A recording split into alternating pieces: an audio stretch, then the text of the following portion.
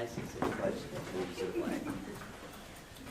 I pledge allegiance to the flag of the United States of America and to the republic for which it stands, one nation, under God, indivisible, with liberty and justice for all. Robert, on? Rob? All right, good. Okay, welcome to tonight's Board of Education meeting. Board meetings are generally held on the third Tuesday of the month. The Board of Education is a body of school district residents elected by the community and charged with conducting school-related business. The meetings are conducted under the open meeting law, but are not open to open forums for the community. With that being said, visitors to these meetings are to conduct themselves properly and with respect to any other individuals at the meeting. The Board of Education reserves the right to remove any individual for improper display of behavior or inappropriate language. The Board of Education will have a period of time devoted to visitor requests following any board presentations and the approval of minutes shortly after the opening of the meeting. Individuals wishing to address the board will be permitted to speak up to 3 minutes. A total of 30 minutes may be allowed for public comment. If we do have any visitor requests tonight, we will go over the directions for addressing the board at that time. What I'd like to do is start the meeting by SEI again. If you guys would like to start us off tonight, we'd love to hear from you. Sure.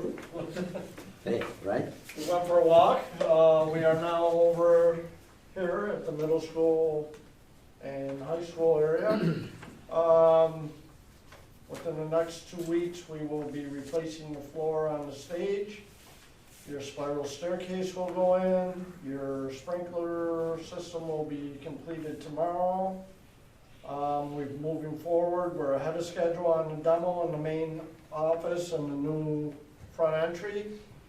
To date, really, windows and glass are starting to show up for that project. Planning on starting that like the second week of April. Get started on the windows. And by that time, pretty much you're gonna find one big opening in your new main entrance to for the high school, middle school. About it. And again, the work down at the elementary, the finishing touches on the front entrance, you're just waiting for warmer or better weather to complete those final tasks? Then we'll start, once school's out, we'll start the terrazzo in the cafeteria and fill in that, because I believe it's on track, and I think it's actually here, the materials now, so. Most of the work up here in this the new main office and all that area has got to be complete by, the heavy work's got to be complete by July, because that terrazzo floor that goes in front of your auditorium and all that, it's going to take that amount of time from July through the end of August to get that done. So that's why we've pushed the schedule out to try to get all this main work done, so that the only guys in there are the terrazzo guys. That's it. Flooring for the stage. It's currently Luan, I believe. What are we doing with that? That's not going to stay Luan up there. You said you're going to work on the stage flooring. What's that going to? No, it's a. It's a masonite board that's yes. recommended for dance floors, and okay. work with Jordan on the material selection for that. So that's going to go over the Luan, or the Luan's going to come up and then It's going to get swapped out. Okay, yeah, because that's pretty. That's not that durable, right? And then the other thing too, when we got the bathrooms down here, there was a smell initially. You're gonna have a lot of smells. Yeah, right, but it was pretty pervasive, yeah, right? And it's There's gone been now. a lot of moisture in those walls. You got What was the cause of that? Pardon? What was the cause of that smell? Because that was a kind of a big. Well, some of it was because the plumber didn't cap off the pipes. A couple of them were you have your floor drains. What they call a dry drain. That happens over time. Your sure. traps dry out, and that's what the smell you get. That's nobody's fault, because we didn't start the underground in there yet. And it seems to have cleared up pretty well, thank goodness, right? And yep. It's just from the other night when we did the walk around to now, it seems like there's been a lot of demolition just in that bathroom. It's pretty amazing to see. Oh yeah. just, I don't know when we did that, was that last week, Thursday? Thursday. Yeah, so just in a couple of days, it was a The huge demo difference. guys should be gone totally inside that area. We're planning on next Tuesday, or Wednesday, I'm sorry, next Wednesday. Then everybody's gonna start following right behind with framing walls, rough ends, and just keep on plugging. And the intent is to bring it to this corner, Mhm. then everybody that's in 118, 120 can move back into their respective offices. Everybody that gets 118, 120 can go back to normal, and we'll still be working on the main entrance. How's the manpower been? I know for a while we were having a hard time with that. Is it Horrific. getting any better? It's not Horrific. getting better. Still fighting that. And it's only getting worse. No matter where you go, Yeah. what you do, it's getting worse. But materials seem to be, we're ahead on materials. Materials are coming, but the price escalation and getting things done lately, like I was telling you guys out there, I'll give you an example. Trucking for site work was at $100 last year, now it's up to $135 an hour. But all that stuff was locked in when we bid, Yes, so we're not going to be hit. no, you don't get hit for that escalation price. But it's anything going forward now, Right. That's what we're gonna it's do. fair game. So on some of the design items, as Mike said, we're moving along with coordinating with DGA's team for any questions and RFIs in the main office area primarily. There's a few color selections that we're wrapping up. In terms of the bathroom project, that's gonna be the alternate we're gonna pick up for the new bathrooms. We've got a plumbing bid coming in next week for that, so that should wrap that up. And then we're also working a little bit on the capital outlay project, which was the entranceway enhancements at this building. And that came in actually under budget, which is good, so we're moving ahead with that project and finalizing colors for ordering the materials, so that's going good too. On the safety report, I thought I would read something about the electrical disruption. My vision was somebody grabbing a hold of a hot electrical line and sparks flying. Was it not as bad as that, or what was it? No, it was an old Yeah. breaker that tripped, It and, was just a trip breaker was all it was? yeah. Jordan, It was actually, it was not, it was a newer breaker, but for whatever reason, we were a little panicked because it tripped one of the main distribution breakers, which are pretty good size. So we were very cautious, made sure to get Kaplan back here before we fired it back up, just to make sure there was no issues. All they'd hit was a wire going to a hand dryer in one of the bathrooms, and he basically bumped it and shorted it. Wasn't much to it, so. Kids in mind. And, yeah, but we didn't, until we knew for sure that we could throw that back on. It was a pretty good sized breaker. I forget exactly how many amps Yeah, it well. was. It was one that you have to, Not you have for to him. crank up and push a button that slams itself in, so I didn't really wanna. Yeah, so my Find vision out in the if it was demo was variation. somebody grabbing hold of wires and yanking and pulling Some of those it. guys don't want Nothing that. like that though, huh? But it was kind of a freak thing. It just, for some reason, it didn't trip the first breaker, or the second breaker, it went all the way back to and blew out the whole main Yeah, that distribution. is strange. Weird thing. It was just a little line that barely shorted. So when they put the terrazzo flooring in here in the lobby, you said they're gonna start that when? July? Yes, And then that's gonna take us right up until when? August 28th. So that, yeah. I took 3 days off. I think it's important that we establish You how long it's better. going to take you, yeah. Didn't we start in June? Oh, Yeah. actually, Maybe push that back. I don't know, you guys, did you email everybody the? Yes, they Yes. have them, yep. Should be on there, I could look for it for you, but I believe it's actually the middle of August. So that will not be a functional Nope, area no, for definitely not. 2 months. Okay. As long as it's done, right? Yeah. We don't really need it then, as long as it's No. done by the end of August. As long as the teachers can get in, yeah, at the end of August. August. Well, for we're sure. pushing We do have a plan for the middle of drop-off August. to be in the front here, so. Okay, So Matt's there's plenty outside other doors. Chimed in, but we do have a plan for parent drop-off to be out front by the attendant's office. okay. Yeah, like I was explaining before, we're coming across with the wall at an angle. So anybody that's gotta come to the district office has to come in from that door. The kids now will be coming in from the back door, correct? The bus loop area? Back bus loop will stay the same, and the Right. parent drop-off will just be over here. It'll be over here also. And then through the library. Through the Sure. library. Yep. And then they'll go through, yeah, through the library and on their way. About it. It's looking good this year compared to last year, so it's a plus. Thank you guys for your time. No Appreciate it. problem. All right, thanks. Thank guys. you. Thank you. Good night, yeah, you too. Okay, next up, I believe we have a presentation from middle high school interventionists.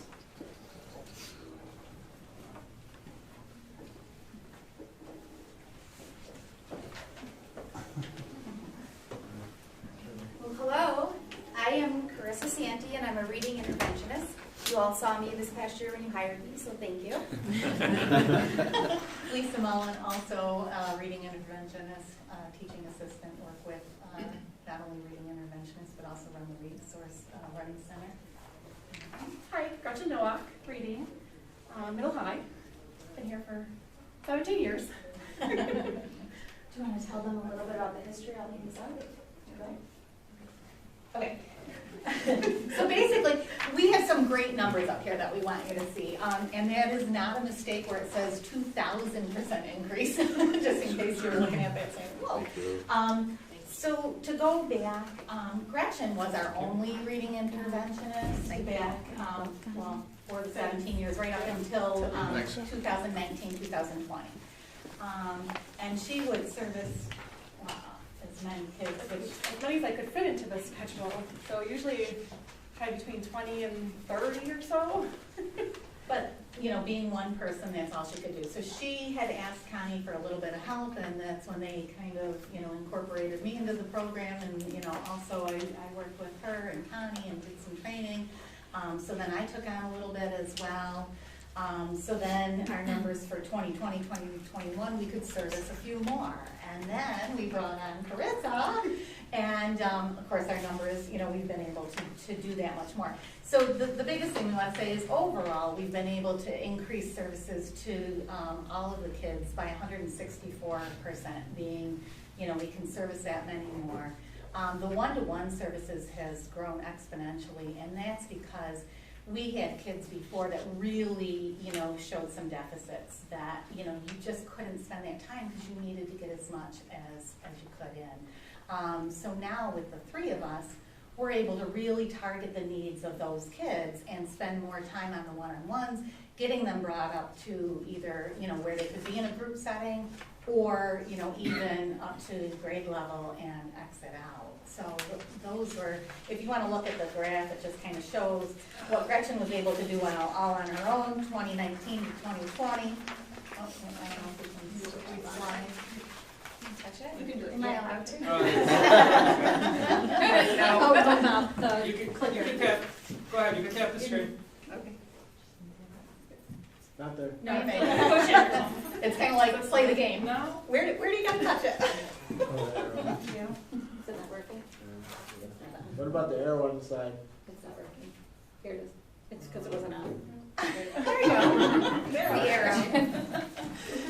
We're much better at our reading intervention jobs. This isn't technology.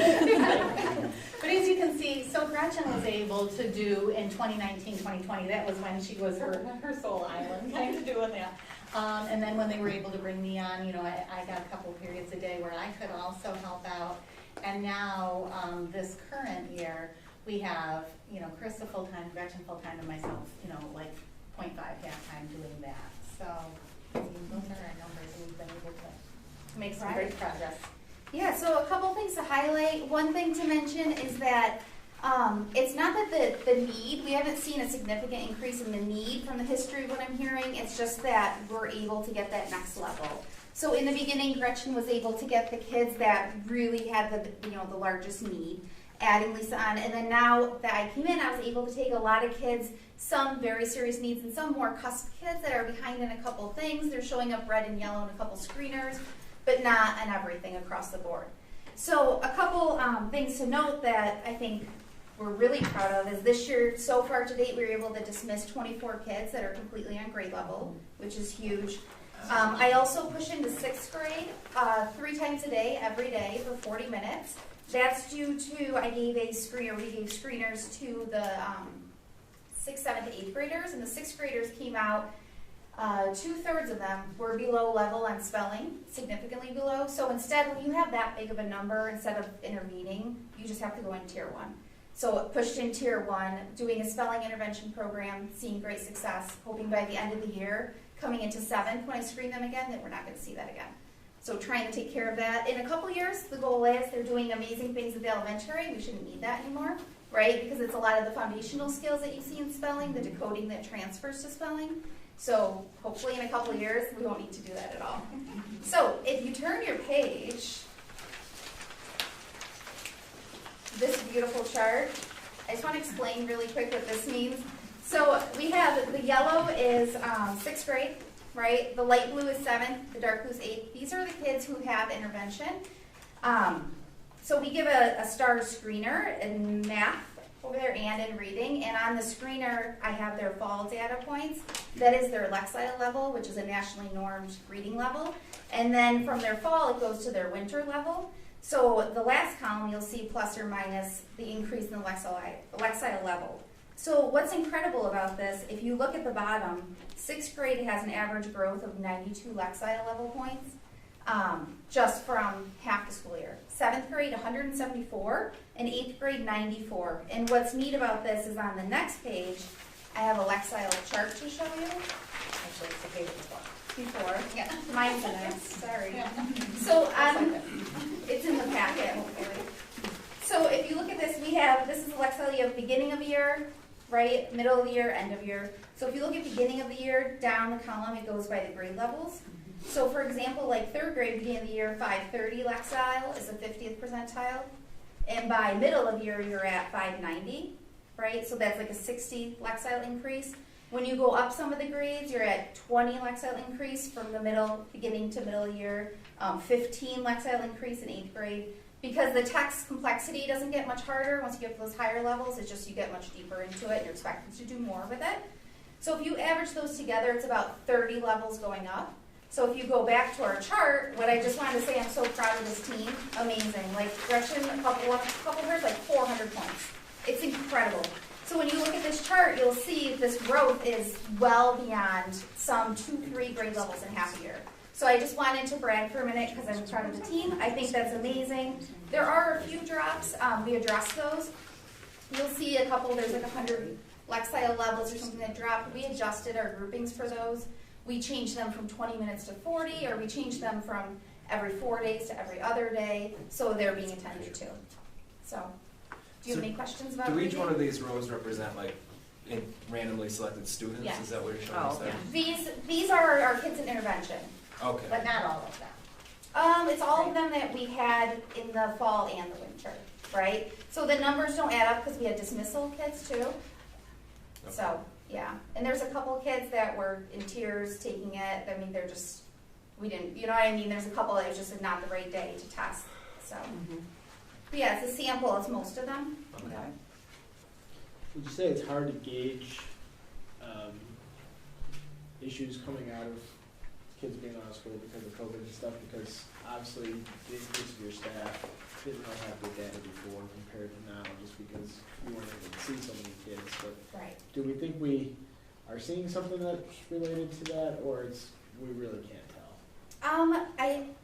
I can have them speak too. I know at Batavia I did an analysis on the COVID dip and checked scores and went back like 6 years, and we were seeing about a 10% dip from COVID. So it certainly is not all of our kids. Right. But it's, you know, it's a 10% per grade level is what I saw before.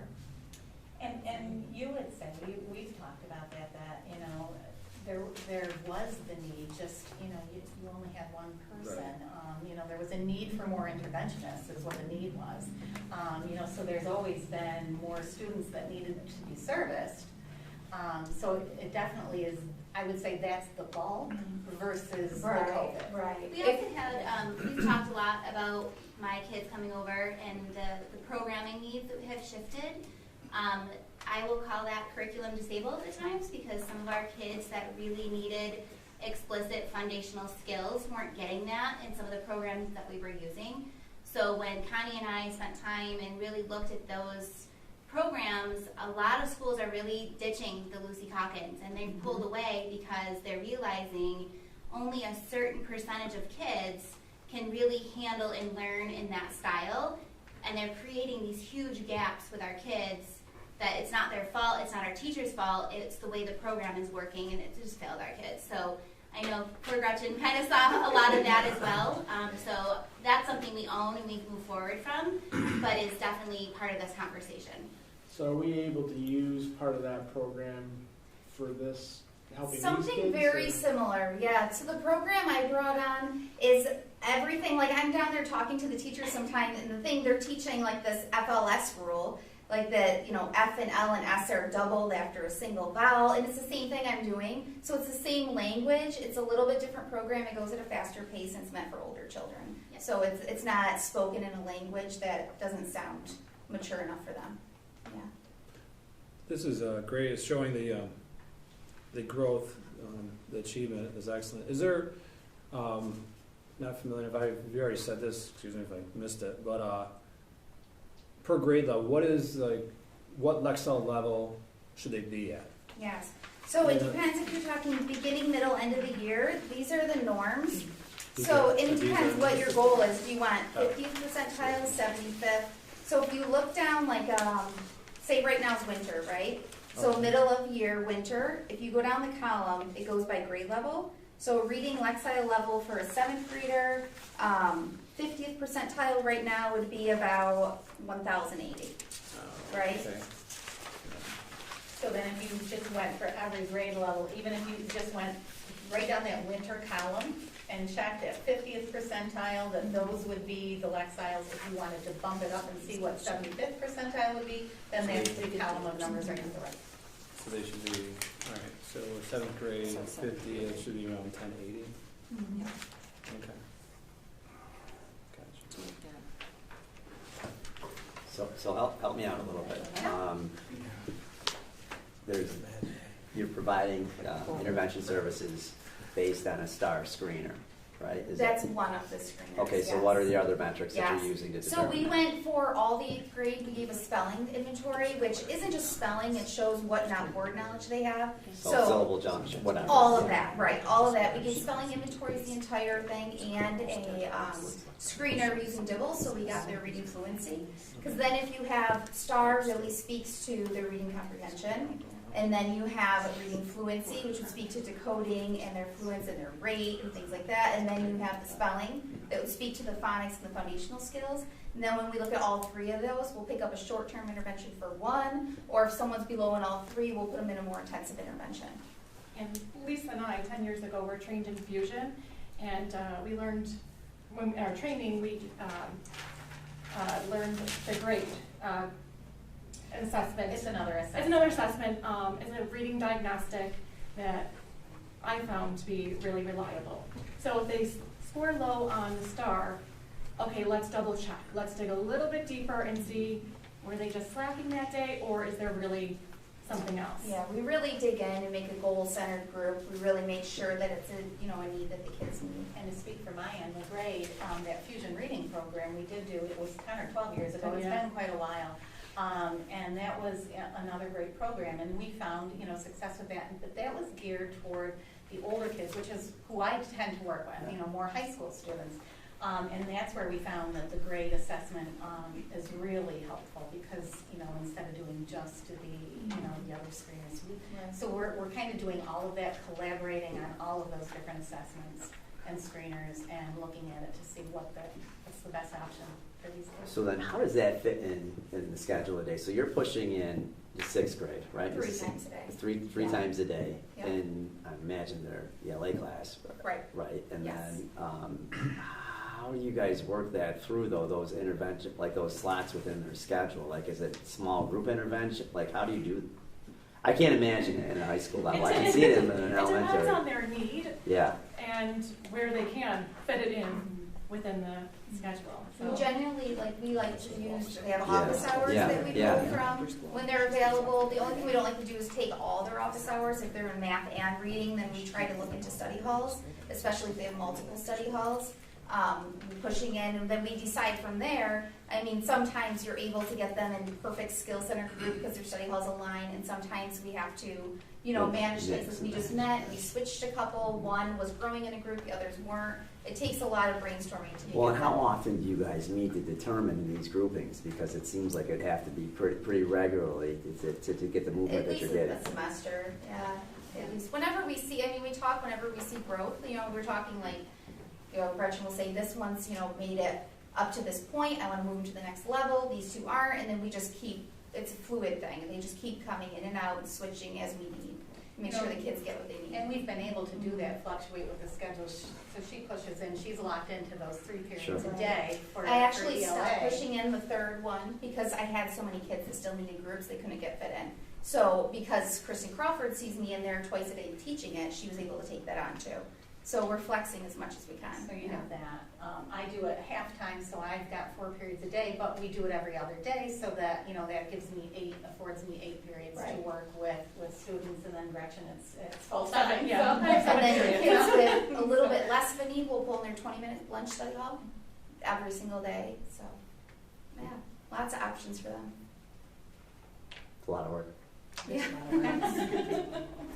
And a lot of, like you say, do we have planned meeting time? Not necessarily, but we're really good at, I mean, We've with become a great team. yeah, We really Carissa all have, the time. yeah. And if we, so we'll stop in the hall, hey, we've got so-and-so, look at the, this is what I'm seeing here, what do you think, can we switch? So it's a lot of collaboration, but yeah, it's a good team. What will be our first group of 6th graders that have the full program that we're doing in the elementary be up here? Our current 3rd grade. Okay, so another 3 years.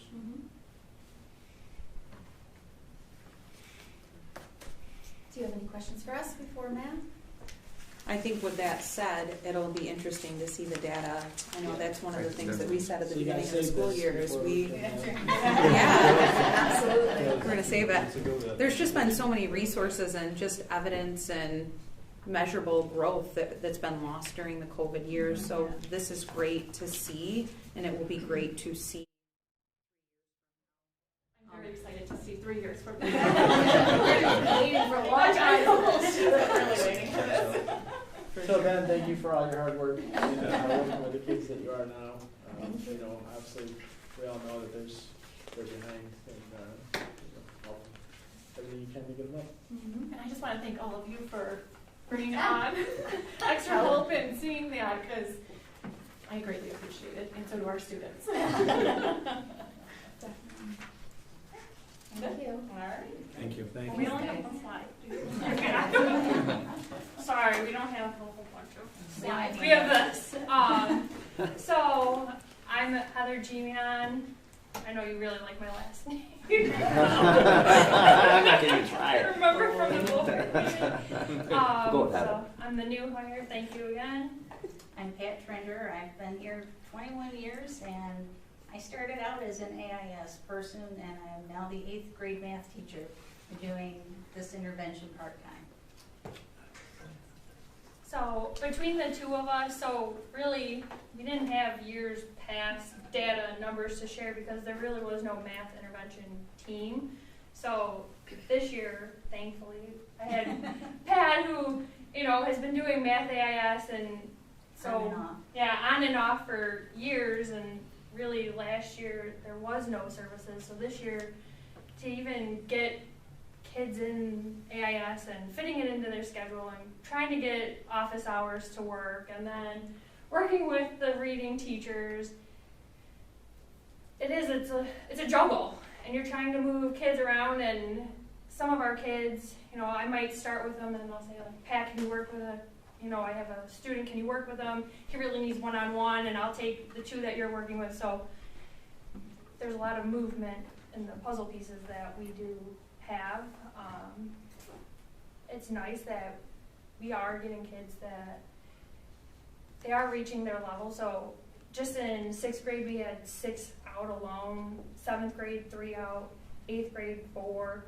Our high school is more, not as much building up the past skills, but we're helping them with what they need now. Just because if there's such a gap and we're trying to fill that in, it's a lot harder, and you're getting a lot more, reluctance. Like, I have homework that I don't understand today. Can you help me with that? And yeah. So our math intervention in the past few years has been done by the math teachers in the classroom, or we would get them during a study hall, or during our planning period, we would call kids in. So that's why we don't have the information they had, because we haven't had one single person do an intervention, or AIS, or whatever you want to call it. So that's why what we've got here so far, we have no planning time together. So it's first thing in the morning or at the end of the day, we try to get together. We have a same lunch, so I'll say like, you want to meet me today? And she'll say, okay, let's go. So we try to look at the kids in 5-week increments. And if they're doing well and we've got them passing, they're reaching all the tasks that we've given them, and we will consider getting them in or out. We only make changes like every 5 weeks in our groups. I have a couple kids that don't need this at all, but they want the support. So I have them still coming with me, and my 8th graders. One of them, she doesn't need to be with me at all. She has like a 90 average, but she hates math and she's terrified of it. So can I stay with you? Yes. Okay. Anything to do to help out. Some of them it is. They get used to both of us, and then we see the growth. They should be out, and then I'll send the message. I'm like, okay, they're out of math intervention, but if the need arises again, if something else comes up, or if all of a sudden there's a dip in the star, or if we're seeing something in the classroom, we talk with each other, we talk with other teachers on the team, and we see like, okay, this kid who we thought was doing well now needs to come back. So it's a lot of talking and communication with the whole math team. And all the other teachers. I have a couple high school students that have been doing very well, so it's like, let's take them out, see how they're doing. If they start to struggle, we'll bring them in like the last marking period before the regions, so we can help with the regions preparations. So it's not a revolving door, but it's not a shut door either. So we take our time, we talk with the kids, we talk with the teachers. It's just a lot of communication as best we can between the kids, all of us, all of the math department. So. Matt, do you tie them into the new program you implemented this year with the kids that? Sometimes we'll use, I know we use Chris after school for some tutoring. And a lot of times what we'll see is when these kids are pulled for intervention, it is during office hours. So we'll have to be creative with those students, and we don't ding them if they don't show up at office hours, because we know they're working with the interventionist.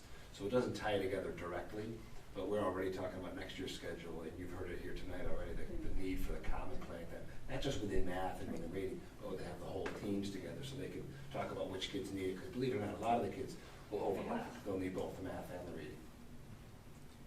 Do you guys see any difference? I know some of like the math does the flipped learning where the kids have to watch the videos versus like actually in class teaching math. Do you see a difference in the way kids understand? Not really in the way that they understand, but I mean, I know from experience, like I work with a lot of 6th graders and I work with the geometry, so I get the kids who say, I can't handle this flipped classroom, and it's not that they can't handle the flipped classroom, it's some of them just choose not to watch the videos, or, oh, I started this video and it's gonna cut 20 minutes of my life, Misty, can you shorten this up? And there's a lot of pieces to it, so can they handle the flipped classroom? Yes. Some kids, yes, I agree, don't flourish in it, but they could. And that's what we're here to help them, support them. Gotcha. I started last year doing a flipped classroom. And after the first 3 months, I went back to in-class instruction. I was finding that with the 8th graders, they have so many things that they're into that they would be watching my video and copying it down, but not listening to a single word I said. Right, and if you miss one piece, it sort of is. Exactly. And they didn't even have headphones on or the volume turned up. So it was like, this isn't working. Well, that makes sense. I mean, there's different learning styles, there's different teaching styles. I mean, we all learn differently too. I don't think I would necessarily love to learn from a video either. I need to be in person asking questions if I'm not understanding something, so not typing it to somebody so I can understand that. I do have a question for you. Do you guys work closely with the reading intervention team? And I guess my question is, reading comprehension is a huge part of math as Big well. part. Yeah, so if I have a kid who's showing up in red and we're getting to word problems, some of my students, I was like, okay, and I'll look We at share their- a room, so Yeah. she'd be like, "Oh, this vocabulary." Oh, so you wheel your chair around. Yeah, so we work there. Yeah, we share a room, Chris and I, so I'm always like, oh, here we go, word problems, Miss Santee. And so, And we do talk, like, you'll see the same thing with the Spanish teacher too, and with math, they'll say things like, I'm seeing a language barrier in this sense, or in this sense of comprehension. It does all tie together, yeah, absolutely, and they do bring it up, yeah. And we have some kids that do great with the computation, but as soon as you're saying The word it's the word problem, Right. they just fall right flat on their face. And I don't know what it's saying, I don't know what I'm supposed to do. So it's tricky. One of the things that we did this year, we brought our math team and our lit team back to 8th grade, but we've also given them time. They just recently had my math interventionist meet with math interventionists, and same for the reading team. So we're trying to bridge the gap that way as well. So we're going to continue to create opportunities for them to have some half-day planning where they can really get together, talk about some different programs for different grade levels, what's working, what's not, and kind of attack some of these concerns that they're sharing with us. So I think that last day was a little dabble, but definitely something that Matt and I need to continue to foster that time for. Good instruction just doesn't always happen on the fly. It really takes a concerted effort to work together to be able to implement a plan that's going to be effective for these kiddos. And you guys are right, it crosses back and forth and in and out a lot of times where it's you think you got a kid ready to go out, and then and they're back. So it's really nice that you provide that support and that comfort to them, like a safety blanket almost. And for the 6th graders case there, she'll probably do just fine. But the idea that you're there to support her or whomever I think is really, it's great. And the idea of the flip grid is something we might come back to. Not the flip grid, but the flip classroom is an idea that is curious to me. I don't know. Have seen it come through at home where sometimes it looks like it sort of makes sense, and then other times it's videos that just somebody pulled off the internet and threw out there, and I think that makes it to me makes it difficult, to be at home attempting to understand a video that isn't your teacher, that isn't I don't know. But that's why I was wondering if you guys saw any discrepancy really, with kids finding that difficult.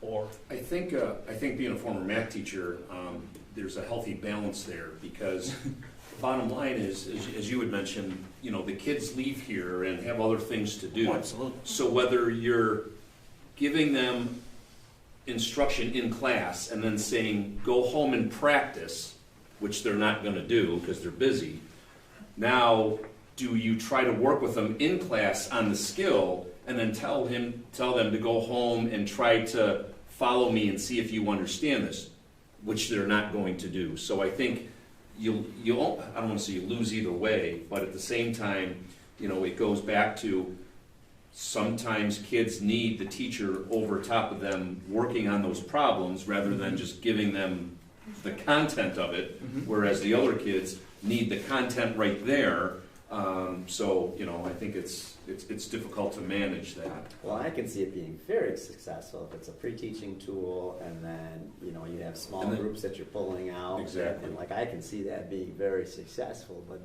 the one-on-one or the 1-on-10 or 15 or whatever the ratio is important. And I also have at home some experience from here as well, that it's challenging sometimes.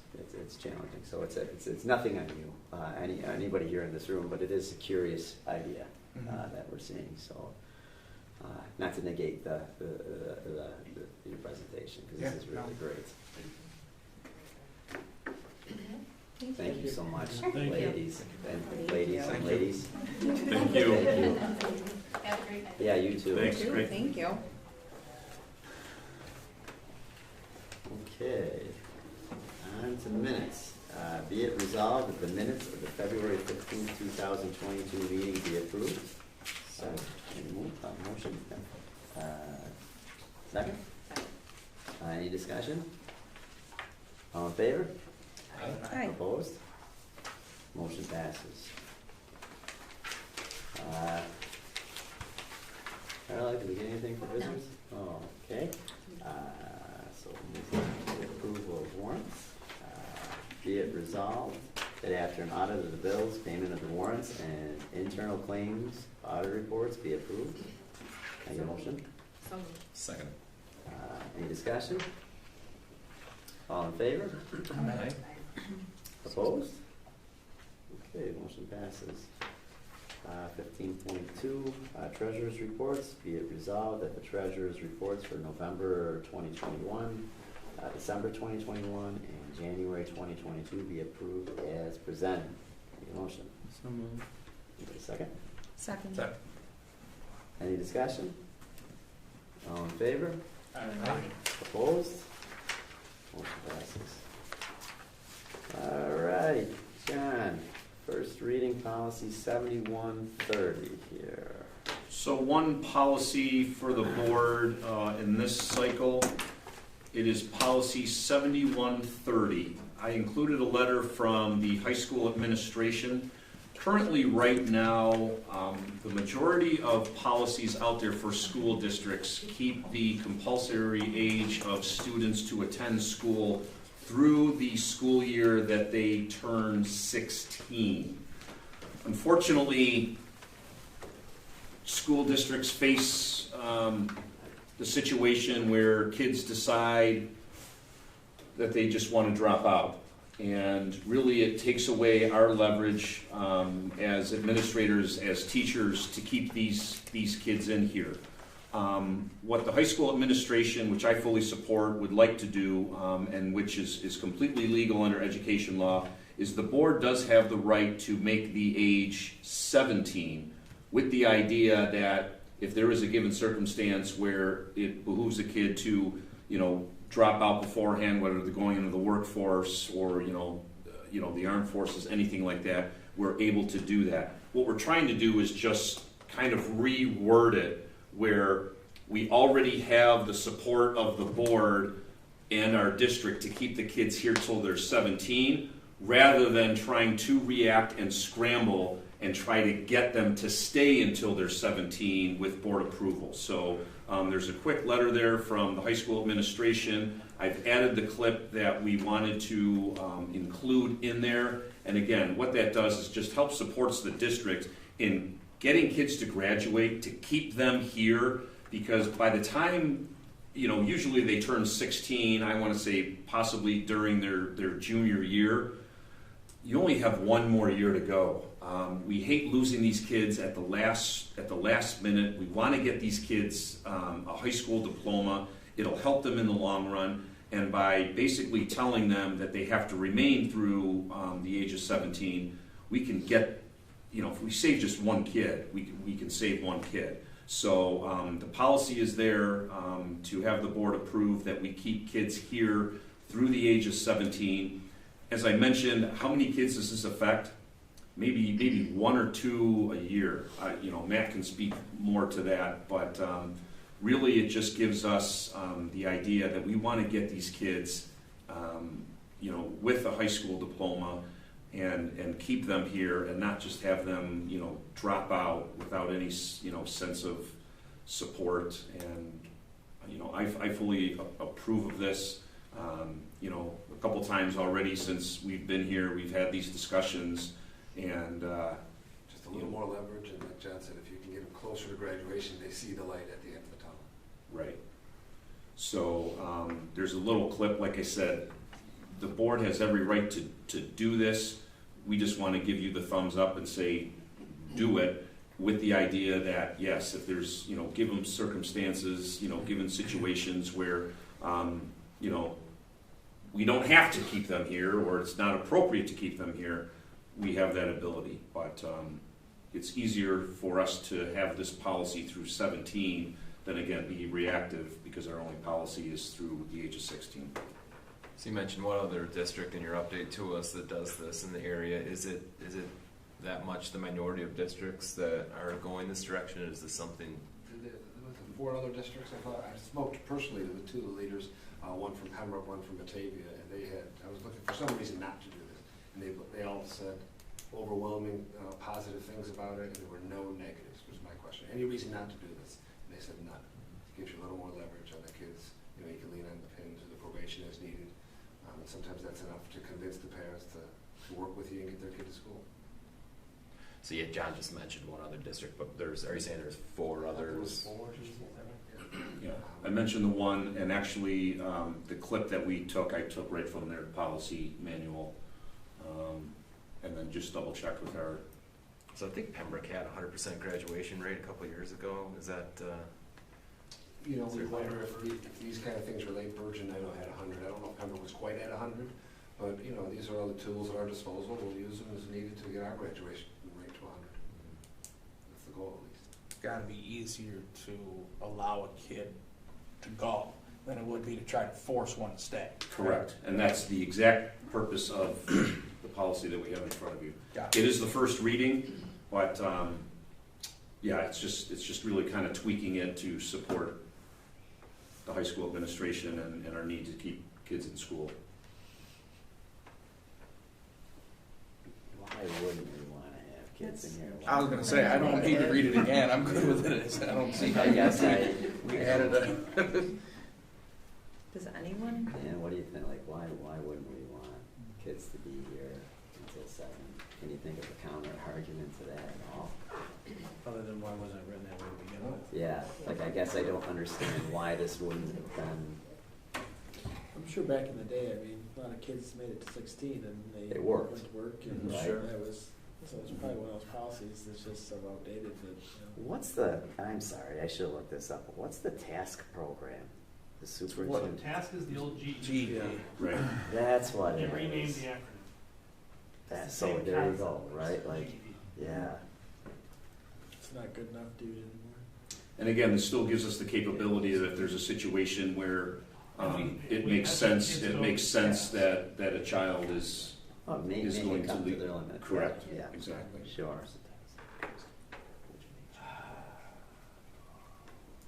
Minors from 16 to 17 years of age who are not employed to attend full-time instruction. So that was what you could previously hold a child to. That if they turned 16 at the end of the school year and said, I'm not coming back next year, school districts could say, prove to us that you're being employed, prove to us that you're going to do something, which is very hard to do. That's why you never did. But now what we want to do is basically say, well, you're not dropping out, you're coming back to school next year. However, if a child, and again, if there's a given situation where it makes sense that, oh, you have a job, you're doing this, okay, great, see you later. But you could hold a child here in school until 17 if they couldn't prove to you that they were working at the age of 16. Many school districts didn't do that. And that's the old wording of the old policy. We just want to flip it now that you are making it till they're here until age 17. And then if that should change, right, then they have the option to come back, go through tasks to get that diploma later, right? I mean, things don't work out, they go get a job. and then you say, no, I didn't wanna get my, diploma, I'll go through the task route and do that. But again, usually when you're talking about a 16-year-old, that usually is encompassing their junior year, sophomore, junior year. At that age, yeah. Come on, we can get you through here, and that's our goal. We don't want kids just leaving here, because I think since I've been here, we've probably had 4 or 5 kids come back and say, yeah, I need my high school diploma. I can't find work anywhere, or I thought I was going to do this and I can't. Right. So. Right. And we've taken them back in. Mm-hmm. Yeah.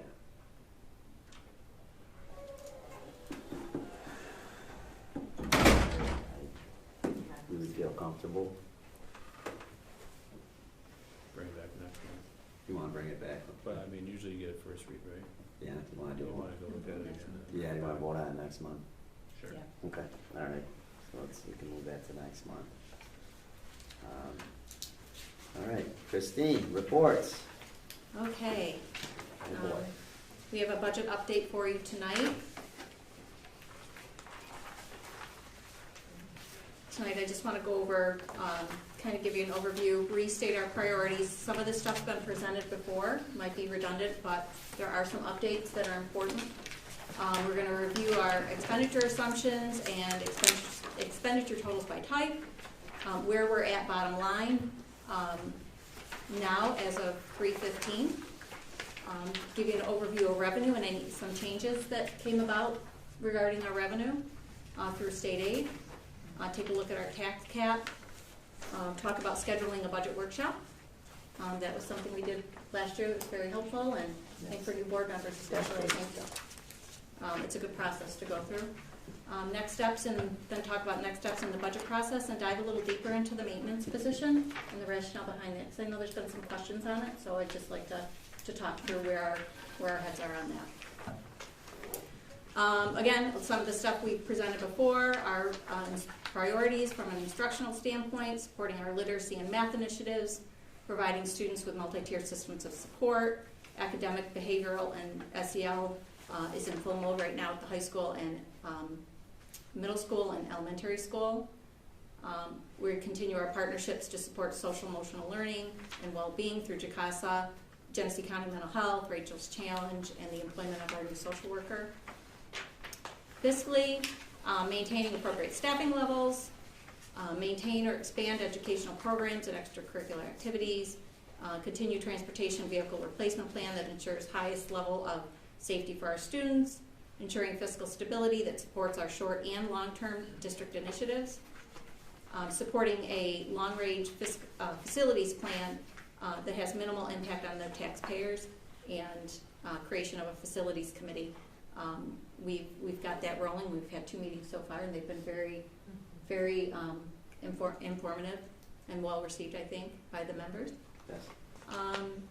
And supporting student and staff technology needs. Some of the assumptions for the expenditures we talked about again. Our salaries are basically per employment contract, or for the managerial confidential staff includes 3% anticipated increase.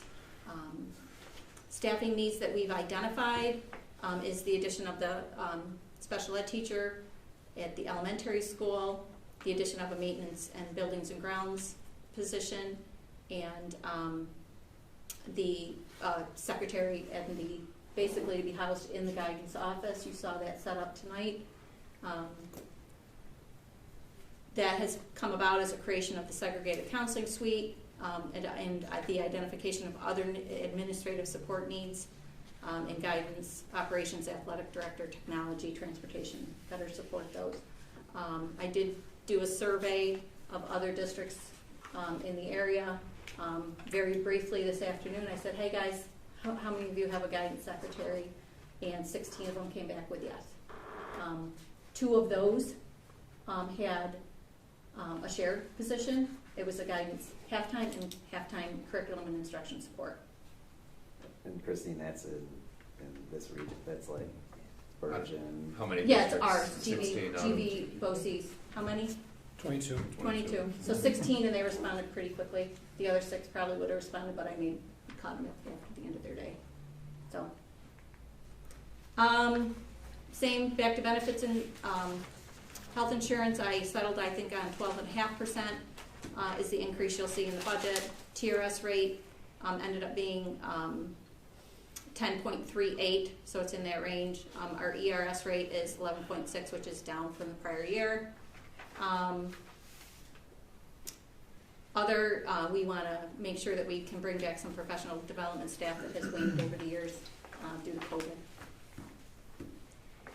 Equipment was replacing 2 full-size passenger buses at 290 minus the estimated trade-in. The outdoor PA speaker and strobe notification project. Again, that's post-usable, so looking into the addition of a cybersecurity policy, I included that in our budget. Capital projects overview, very brief. Obviously you got an update earlier on our current capital project. The plan is next year to continue with the $100,000 capital outlay projects. This year's projects, the rear bus loop and athletic entrance at the high school. Just waiting on some samples, and we did get a quote finally on that. So it looks like it's actually going to be a little under budget, so we're able to use the rest of that $100K towards some flooring because the way we wrote the resolution. And you might as well use that full $100K because it's 93% eatable. And that has to be in that location, right? It has to be, yep. It can't be outside of that entranceway, right? So we said it's at the building level. So each capital outlay project is tied to a building. So Okay, the way so we not wrote the- it was the location, but the flooring building, within the flooring needs within the high school. So we weren't sure where those quotes would come in. If they came in low, we wanted to be able to have that flexibility to make sure we fully utilized that funding. So we're shaking out the numbers now. Might not be a large project, but it works out something that otherwise would have been paid for 100%. You said it's 93%? Pardon? 93%. And it's 93.3% eatable. That's our aid ratio right now. So. One of the things that I want to mention to the board is that in future years, they're looking to make that $100,000 into $250,000 capital outlay projects with a maximum up to $500,000, I believe, over 5 years. So that will suit us well if that goes through and that's the case. That first year, you got to find $150,000 in the budget though, because you're not going to. The following year, you get that back. Up front, correct? Yes, right. But once you get in that cycle, like we are right now with 100K, so right now I'm getting aid from last year's that covers most of this year's. So yeah, you're right. It's that first year you take that bite, but after that, and as the legislation comes out and we get more details, there's talks of combining them, doing multi-year projects. So I think it's giving some flexibility. It's hard to get a 100K project done in 12 months. From the time Multi-billion, or building too, so it wouldn't be per isolated building. to one building, it can be do district-wide projects. And Jordan was on the legislative advocacy team that talked to all the legislatures too about that. So he's pretty well entrenched in that. So. And then next year's project that's on the budget is to do the gym bleachers and the divider at the elementary school. Can you remind me on the rear bus loop, because I'm sure you've told me 3 times before, the rear bus loop and athletic entrances, what exactly? So it's to enhance those entryways. It'll bring lighting. The doors will be framed to match the front entrances here. So right now, one of the hang-ups we got is the color's a little bit off with the sample that we got, but they'll be labeled with what's at each door. So athletics, Aquatic center, and then just student entrance. Right. So there's 3 entrances. That's confusing, man, when you go back. So when you park out back here, which most people are parking back now, you just see a brick wall and you don't know what door goes into what. Is it door 14, is it door 15? Right. So now this green door, that green door, this green door. This will be blue So and we're yellow. labeling the doors and making those entranceways a lot nicer to look at and enter through. Yeah. And what's the timeline on that one? They need to be completed this year. This fiscal year? By June 30th. So we need to have all. Yep. Well, and that's the problem. By the time you send it to SED, you get your approval back. You send things out for quotes and bids and pick the product. And then when do you do the work? If it's outside and you're in Western New York, are you doing it outside in January, February? So you really can't do some of this stuff outside. So it really gives you a tiny window to do it. You don't have, most of the work, capital project work for districts are done in the summer when the students aren't here. But with capital outlay projects, you can't even get started that first summer, and it has to be completed by the next June 30th. So they're a little bit of a struggle to get completed, but we're hoping to have everything done by June 1st so that we can have everything submitted to the state by June 30th, and so that gets in for aid next year. An overview of our expenditures. This did not change since the last presentation. Everything's still the same at $23,686,856, which is a 10.91. I thought I made an edit to this presentation, but that percentage is off a little bit. Then, okay, so we're off. Our gap is a little bit bigger than it was presented to you last month, and that is directly related to a reduction in our foundation aid revenue of about $111,000. The budget the governor's budget back in January was based on, so they had a promise to fully fund foundation aid.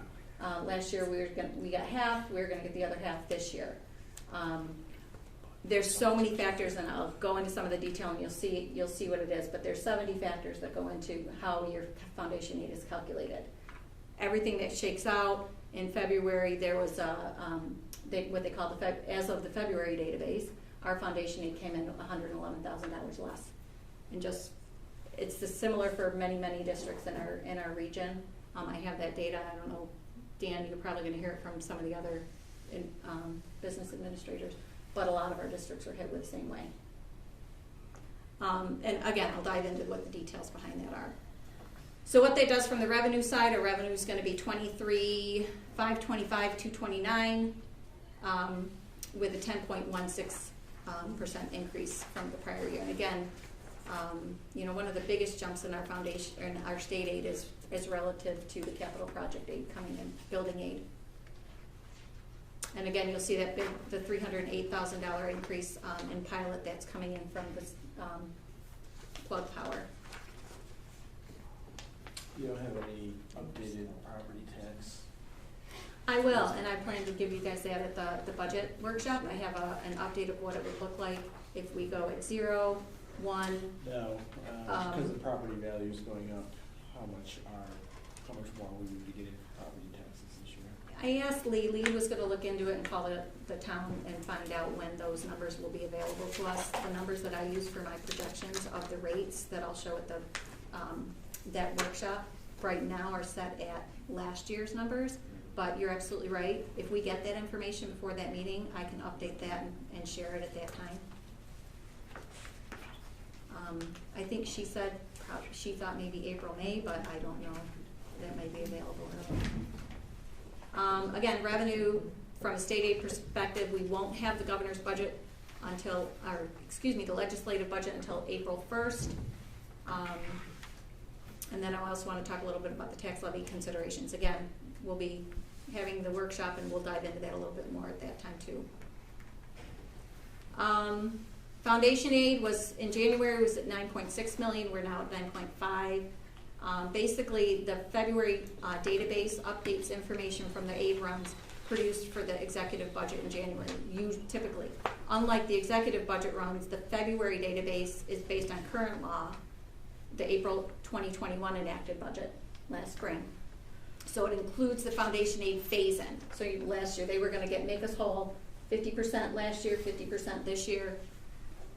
So it includes that phase-in, but not the governor's proposal de minimis increase. So right now, what ended up with us, with all these other factors, and again, I'll show you the slide coming up,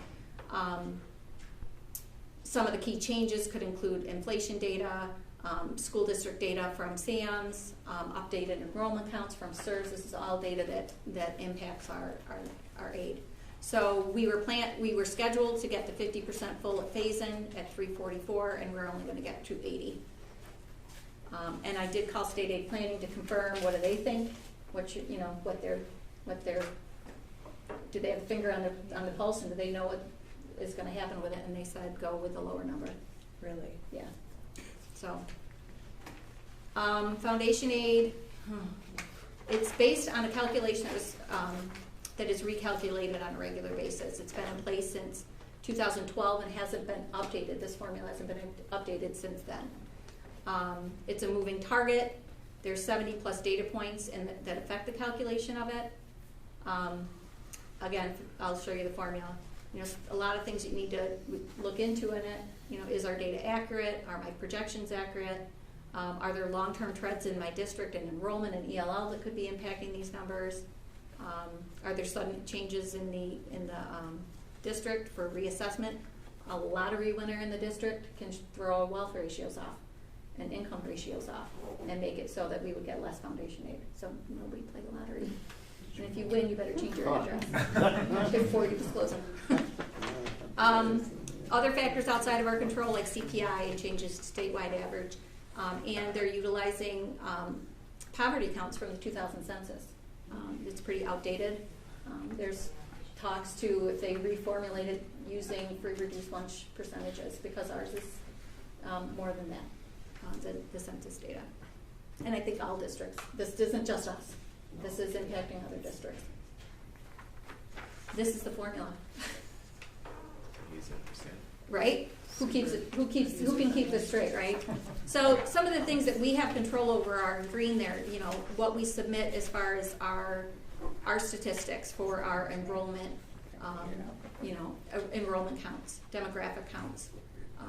And that's all reported in the fall. Some other things that are affecting it and might affect this number is if they do recalculate it using the new CPI number of 4.7. When it was first calculated, it was on 3.3%. So we might have a little bit. I don't think it's going to be that significant. But we'll see April 1st. This was the tax cap calculation.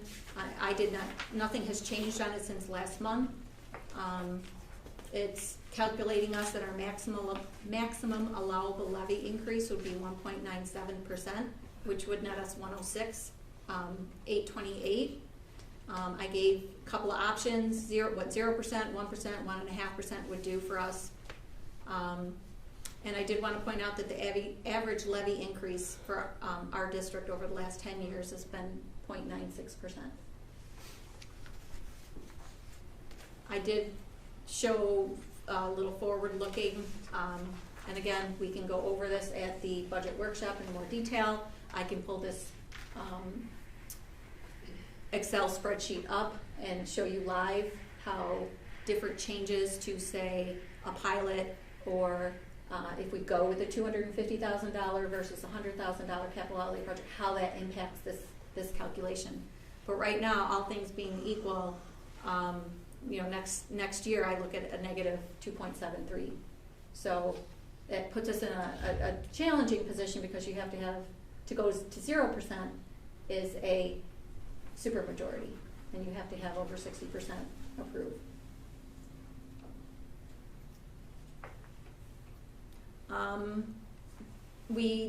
There is a survey of Genesee Valley BOCES districts. I kept their names off of here to protect their innocence. But these are all in order of what they're going out for the tax levy increases, what their plans are. There's one district going out negative, two that with us that I have on here that at this time have said that we would be going out at 0. But the other 8 districts are going out anywhere from 1.75 to 2%.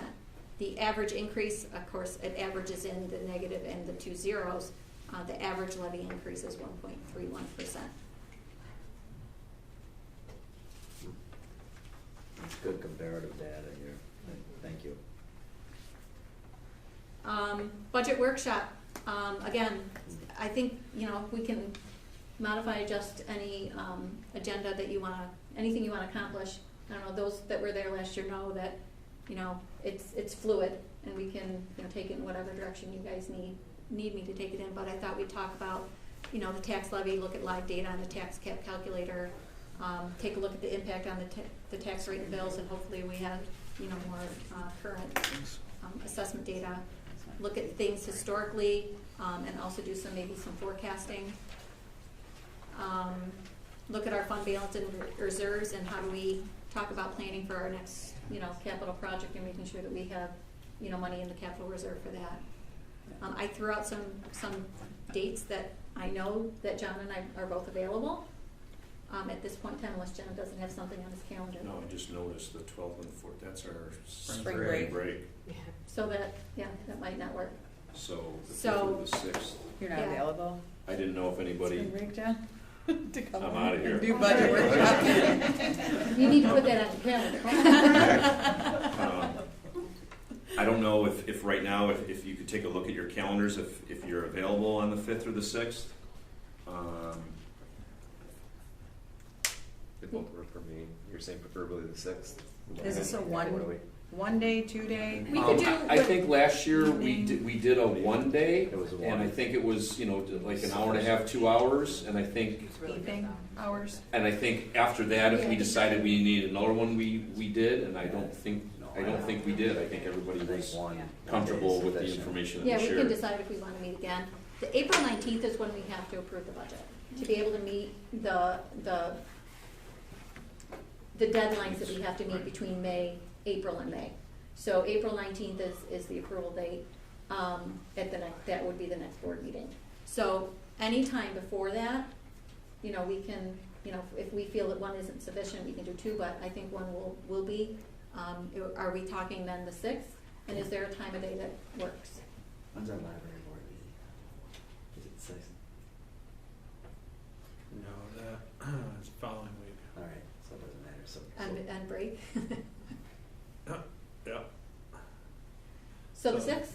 see, is that what 6 work for you? I can do 5th or 6th. Jeff, Probably either one at this point in time. for me? Same. Yeah. we're And good. Jackie's the only one, you said the 6th is 6th. preferable? Preferably, but if I had to do this, then I Well, let's shoot for the, Let's do the 6th. Yeah. Let's do the 6th. Yeah, why 6 wouldn't o'clock? we? Yeah. At 6 o'clock? All right, we'll put 6 that to on 6. we'll put that on the schedule. Again, talk to Yeah. next steps. Sure. Picking a date. The legislative budget comes out April 1st, so I'm really kind of hoping to have some good numbers for you at the budget workshop. April 19th is when we do the final budget presentation, we adopt the budget, and we approve the property tax report card that's associated with the budget. And then, of course, the budget vote is May 17th.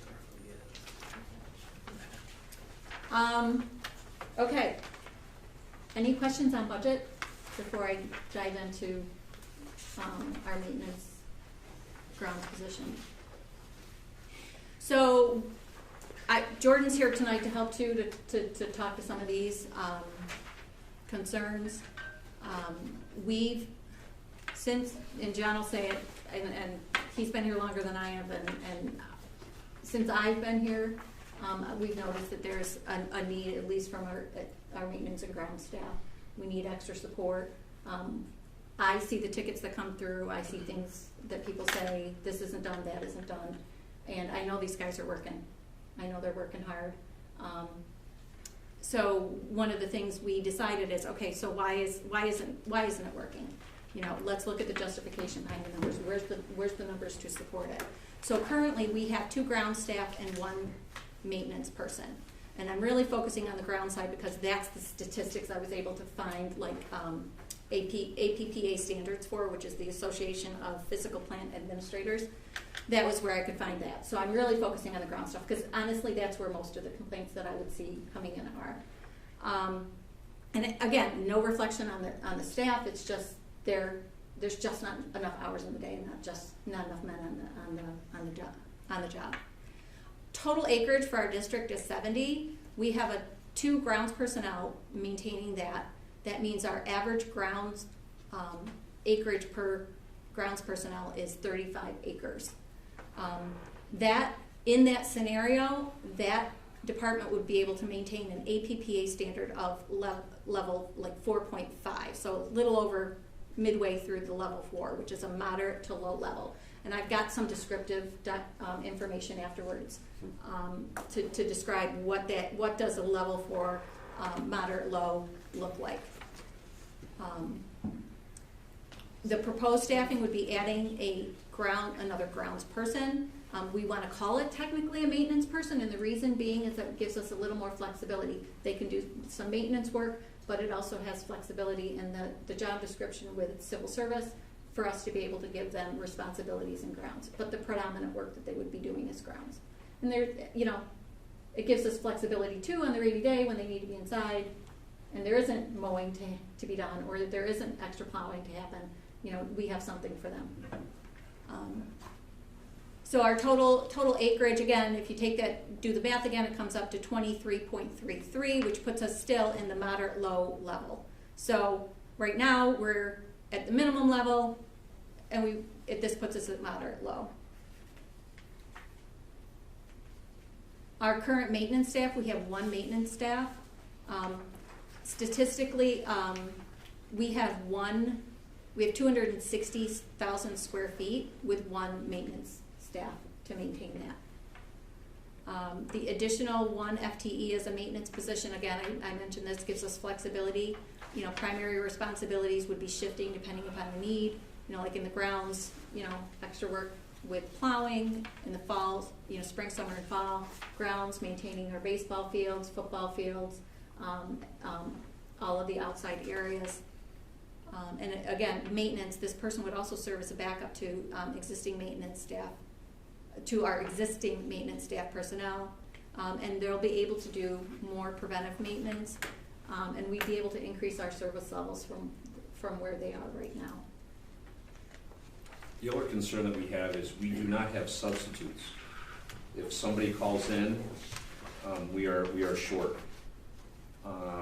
You also throw in COVID, you could easily be talking 5 to 10 days where someone may be out. And we did experience that this year. And we did have that experience this year, and you scramble. Later on in the board agenda, you'll be accepting the resignation of one of our groundskeepers. So we're actually going to be, with the board approval, hiring not only a groundskeeper, but hopefully another maintenance person. Since I've been here, I have always thought that the size of this campus, even though, we're considered, 800 kids here in a small rural district, man, do we have land. And, just even visitors, wow, what a beautiful campus. Yeah, it takes 2 guys, a couple days to mow and trim and do everything. And, now is the time, especially with this capital project happening, to, make this campus what it can look like. This building itself is going to change and look very brand new, and just with the parking lot and all of the things going on, we want to make sure that our groundskeepers can keep up with, the maintenance of the tennis courts and the ball diamonds and all of that. And with 2 guys and running the risk that maybe someone's going to call in someday and not be here is very concerning to us. So filling the position that you've got to fill, what's the anticipation of the applications that you will receive? What's the pool of candidates out there for these positions? Very shallow. Yeah. Go ahead. I don't know. I do for a grounds position this time of year. There's probably some prospects out there. We're gonna, and we're already seeing some people express some interest in the position. So I'm cautiously optimistic that we'll find somebody to fill. Are you advertising now, or where are we at in that process? We do the internal posting first, and we're working on advertising it for the external posting. So, we usually give a week for anybody in the district to apply. These are 12-month positions? What's that? 12-month positions, It's 12 yes. position, yes. And the one that's being proposed, the additional one, is also a 12-month position.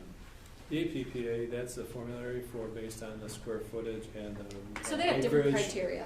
Yeah, This one's for acreage. They have another level chart for cleaners, custodial staff. Right. But they don't have one specific that's exclusive to maintenance. They kind of lump some of that in to other things, so. That's where it projects out the number of FTE you would need to service the campus itself. Yep, so basically you would take, just like we did here, you take your square footage divided by your number of staff to come up with your square footage per staff, and that would plunk you into one of their categories.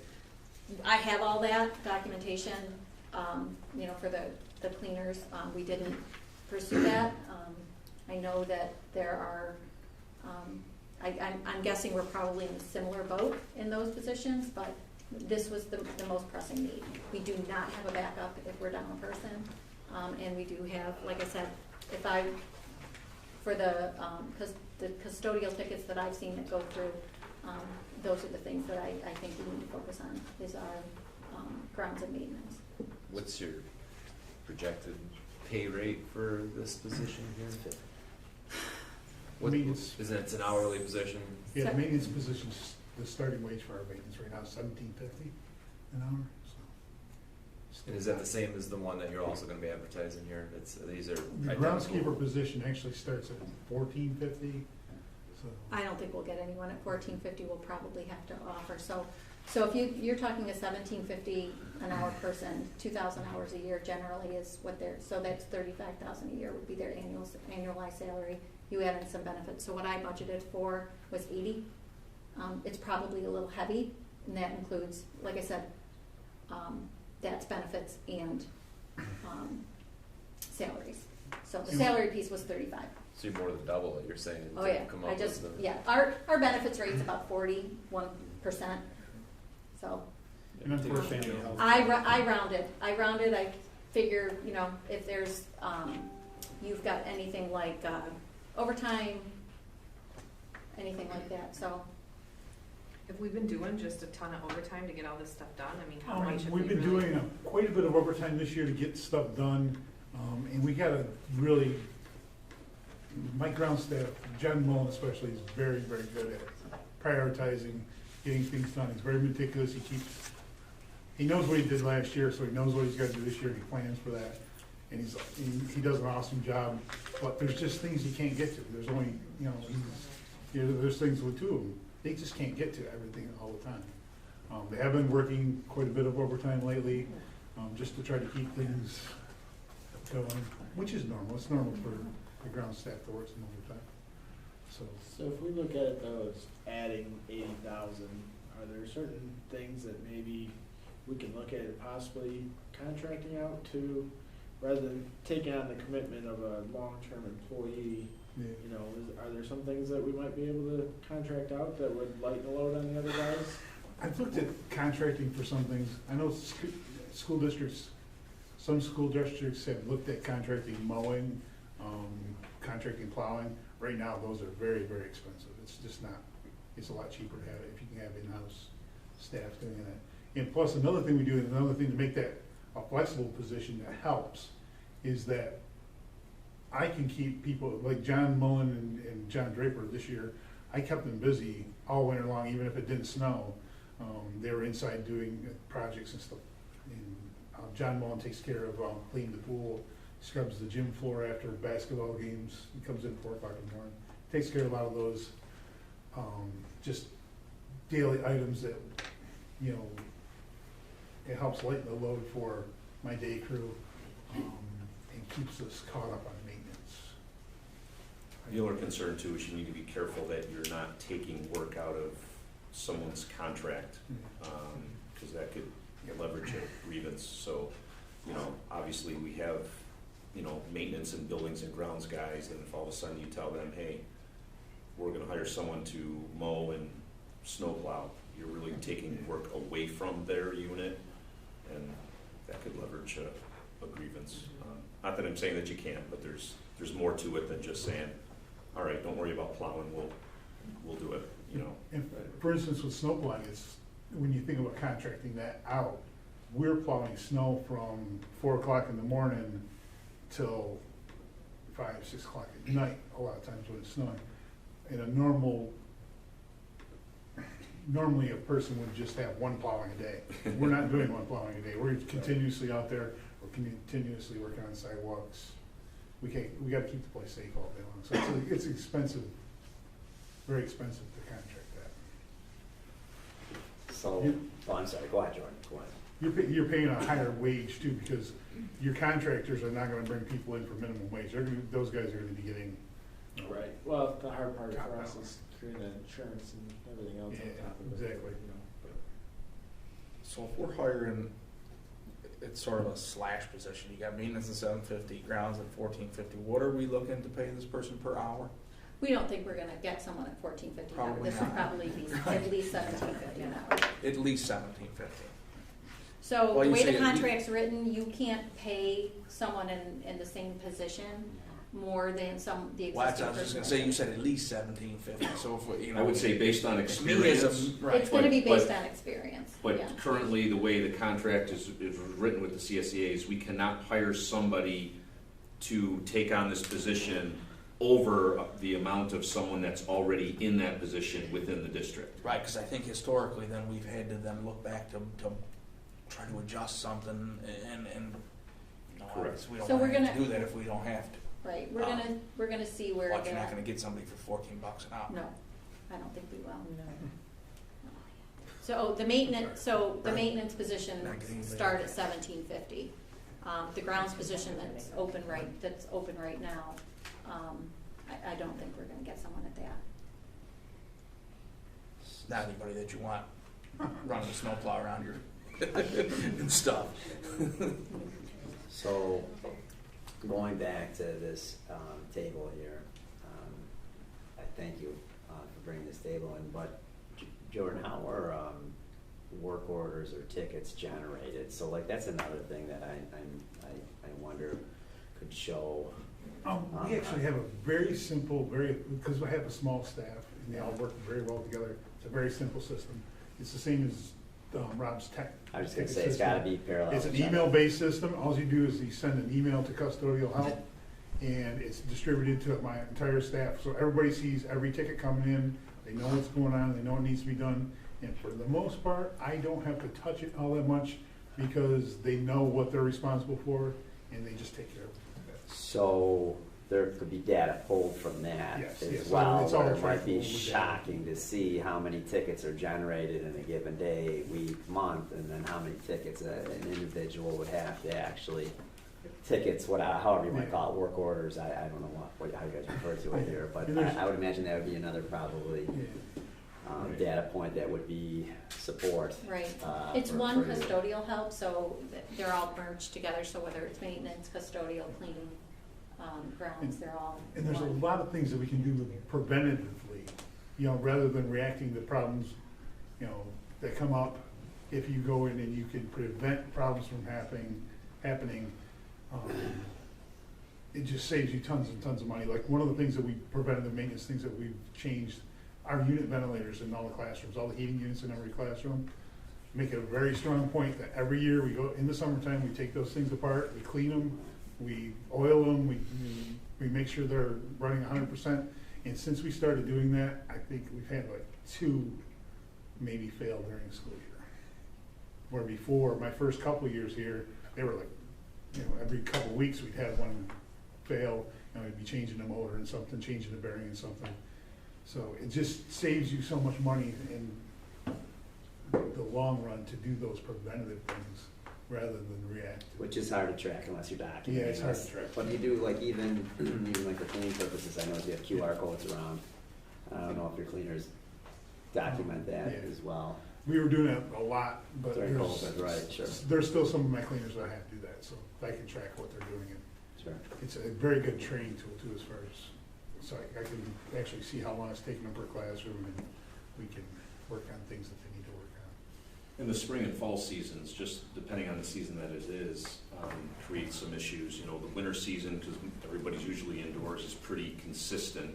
But you have 2 weeks of rain in the springtime, and then all of a sudden the weather breaks, and they're looking to do those fields every single day because now you have 4 or 5 home games, whether it be softball or baseball, or it rains Saturday and Sunday, and then by Monday morning it's beautiful out. Well, geez, you're going to want to play Monday afternoon, so you have people out there. And in the fall when you have soccer and football and just taking care of, you know, cutting the grass and doing that. Like I mentioned, I think those guys, to cut this whole acreage, you know, takes days. And then they're going back and hitting what they did 3 days ago. You know, it's tough. I see it too, you know, and I've put a lot of pressure on them. I put a lot of pressure on Jordan to get, you know, these fields ready and this campus ready, because we want to make it look nice, and there's definitely a need. Bottom line is we just want to, you know, expectations have been, they're a lot different. I started as groundskeeper 26, 27 years ago, and the expectation level was not anywhere near what it is today, anywheres. You know, kids are, you know, their equipment is really nice, and, you know, parents put a lot of money into sports and things like that, and so those expectations for the grounds are much higher also. So we're, you know, battling that image of, you know, people think that, well, why didn't the groundskeepers take care of this? Well, they don't sit back and realize that there's only 2 guys out there trying to do all this stuff. They just get that expectation that it should be done because this is important, and it's hard for us. And on that, you know, one of the things I pointed out here, you see the arrows, the yellow is where we would be if we had the 3. The green, that black arrow over there is where we would be if we had where we are right now. Level 2 with the one that had the star. So if you go forward on these, I list some of the criteria that APPA has for what does a level 5, you know, maintenance look like. Right now we're at level 5 with the 2 grounds personnel. You know, we have some, you know, Mullen and, you know, Draper work hard, and you know, I think they do push themselves to exceed this level. But is this what we want for OACS? Level 4 is where we would be adding a person, but it's this level 2 here is this what is geared to, which I highlighted a few things. This is for government grounds, college, university, educational campuses. You know, how often the grass is being cut, you know, when we take care of litter outside, what the expectations are.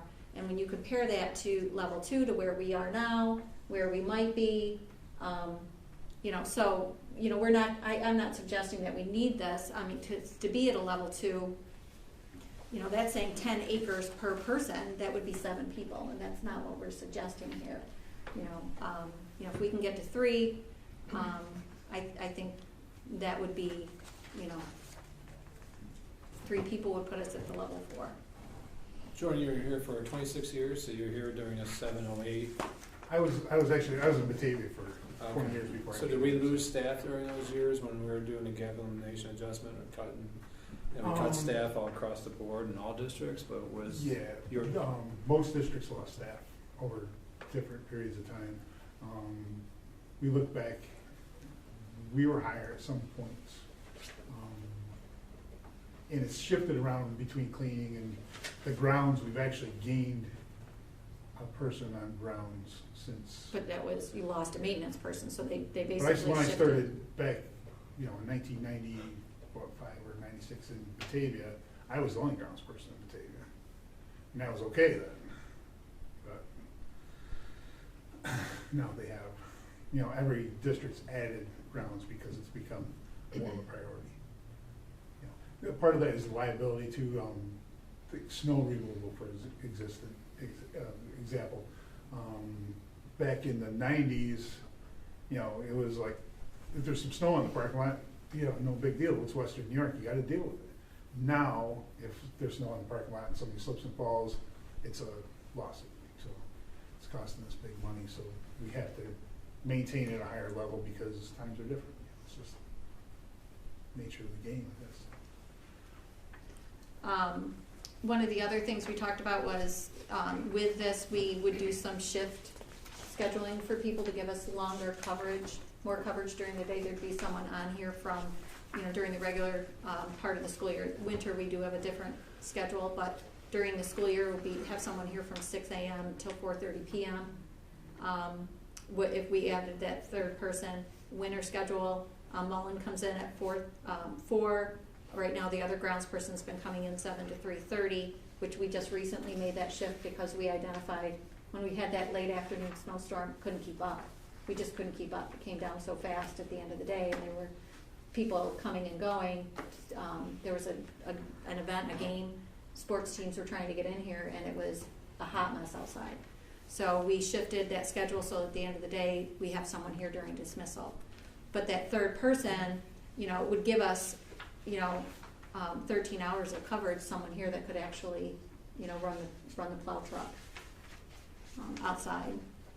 I was able to go back to 2013. I did see that we had, 16 people. It really hasn't changed from the 2013 numbers, but what you're saying is going back further. I don't have any of that data, unfortunately, for me to be able to do any statistics going back. But this will put us in 17. I'm sorry, something got messed up with the formatting here, but we'll have more hours covered. It would cut down on overtime. COVID concerns factor into our level of needs and expectations for our cleaners and custodial staff. Currently, we don't have any maintenance or grounds substitutes. We don't. We do have 2 cleaners and custodial staff for cleaning and custodial as substitutes. One of those can only do it part-time.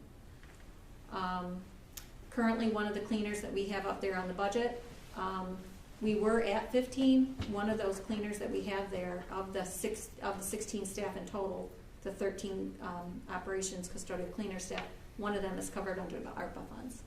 So we added that this year through ARPA. So we were down. We just added one back through ARPA, which is through the 23-24 school year. And at that time, we'll have to do another reevaluation of it. Is that the same pool of money for the math and English specialists, or that's different? No.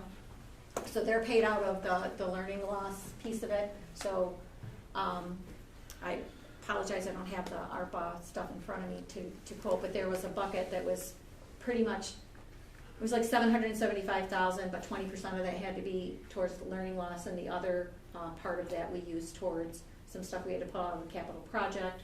We did the cameras on the buses, which is, those got installed today. So the timeline, I guess, as well, I was wondering, it's the same timeline That- for those, the math and English Right, specialists. right. So is that, how many budgets from now is that? So We're doing the 22, 23, and it's funded 23, 24? So 21, 22, 22, 23, Is what 23, we're talking 24, about, 22, 23. 23, 24, and then the summer And then of it goes 20, to- yeah, it the goes summer, into the it goes through next- September 30th, So we have 2024. 2 more budgets So we'll where have 2 more budget those years. positions are funded. The third one, we'll have to figure that out. Yeah. So, This one, make sure. I don't want you to think that I don't see value in this. I'm just thinking out loud. I mean, I do think that, 2 guys, there's a lot of acres you can cover, definitely. But is it worth, could you talk to the town or the village about helping with snow plowing, or, is that,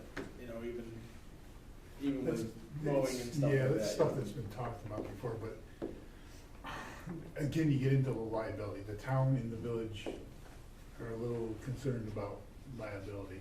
And the school district presents a lot of liability to, if they're taking over part of our snow plowing, they're also gonna be involved in the lawsuit when somebody falls. I would think that, look at all the sidewalks they cover. I mean, there's liability in there that they're, basically taking on when the kids walk into school, so, I don't know, I think it'd be worth a conversation with them, just to, they're out plowing snow more than anybody else, I know it's not just to swing in here and clean it up, but I don't know, just thinking out loud. For prevention stuff you talked about, Jordan, is there something like specific that in addition to the regular maintenance and all that jazz that it seems a lot for you guys to cover, specific prevention stuff that you guys might have on your, plan to have, like, if we had more people, do you have anything you can implement? Oh, yeah, there's tons of stuff. Our buildings are all, one of the things, our buildings are all automated now, HVAC wise. Just having somebody with the ability to, if you're coming in at early in the morning, you're a maintenance person that's responsible for plowing, there's no snow, just sit down and look at the heating system, go through and check, find problems. All that stuff helps us get ahead of the repairs. A lot of times right now, if we can, we'll go in the classroom and fix a heating problem before the teacher even gets there. So. But it's tough with only one person. If something else is going on, we can't do that. We can't. So you have some pretty targeted things that you would Yeah, love we to definitely say, this is what we target things. Going through all the mechanical units, checking the boilers, all that stuff. It's just, you don't have enough time in the day to do everything you want to do, ever. It's a balancing act. It's, and the more help you have, the better off you are. So, I learned that really early on with my cleaners. My first couple of years here, I had a little bit of a surplus in my salary lines for cleaning, and it really doesn't pay off. You need to spend the money on the labor, because it's, if you get behind on things, it's so hard to catch up. You have to keep up on everything, maintenance-wise, cleaning-wise, grounds-wise. Things will snowball. Is there machinery or supplies that could make it more efficient? And I know like those Ventrac machines are super versatile. Yep. And I think you guys have one at least now, right? Yep. I mean, is there like a bigger mower to gang out? Is there anything that would make it easier to do with, I mean, obviously. We actually have pretty good equipment. We're always looking at better equipment. We're always looking at things that make it more efficient. I know one of the things we're looking at right now is battery-powered mowers, the battery-powered push mowers, because right now we have 4 courtyards we mow, and the guys got to get into those courtyards before school starts and get them mowed. And if we had a battery-powered one that doesn't make a lot of noise, we could go in there during school. So we always look at those things that will improve our efficiency. Pieces of equipment, whatever. Can we buy a piece of equipment that would make up for a whole full-time employee? Well, no, because you still need a butt to sit in the seat. But I was just wondering, in addition, I guess my thing would maybe be even with an addition to, because the piece of equipment's a one-time purchase, versus coming next year and adding another human. Yeah. If we could get a human this year and a piece of equipment to make everybody more efficient. Yeah. Versus. We did talk about that, I think at the last budget meeting, was the getting an additional Ventrac. And I think that's for Jordan's equipment line that we give him each year, that's one of his considerations. He can actually break that up into 2 budget years. He's got some money left on his equipment line this year, so part of that purchase this year, part of that purchase next year, to get that. And that would help, having that additional Ventrac, especially with the number of sidewalks that we have now with the new configuration of the campus. That's increased, and having someone that could be at this end of the campus and at that end of the campus would be helpful. 2 people out there doing the sidewalks at the beginning of the day and at the end of the day. The Ventrac's another example of the level of expectation increase. 3 years ago, I didn't have that Ventrac, and we had nothing that would clean the sidewalks down to bare pavement. There was always snow left on the sidewalks, and we were salt, and then it'd be slushy, and people dealt with it. But after we added the Ventrac, now we clean them down to bare, nothing on the sidewalk, and salt, and everything looks really nice. If we don't maintain that level all the time, people are wondering expect what you're a doing. higher level. Right. I don't blame them. It's so much safer to come into when you're walking in, the sidewalk's clear and there's no snow on it. Absolutely. It's just safer. It looks And better. less chance of slip and fall. There's less chance. So that's an example of our expectations going up, which they should. It's not a bad thing for people to expect more. Are you in a spot, Christine, for this budget year where you can project where you think we'll finish? John and I were just talking about that earlier. I think right now I can comfortably say about 500. but there's some, I have some reallocation of salaries for the people that were paid out of the grant that initially, until the grants were approved, I didn't have them hitting that. So once I get all of that out, I'll be able to get a little tighter number on it.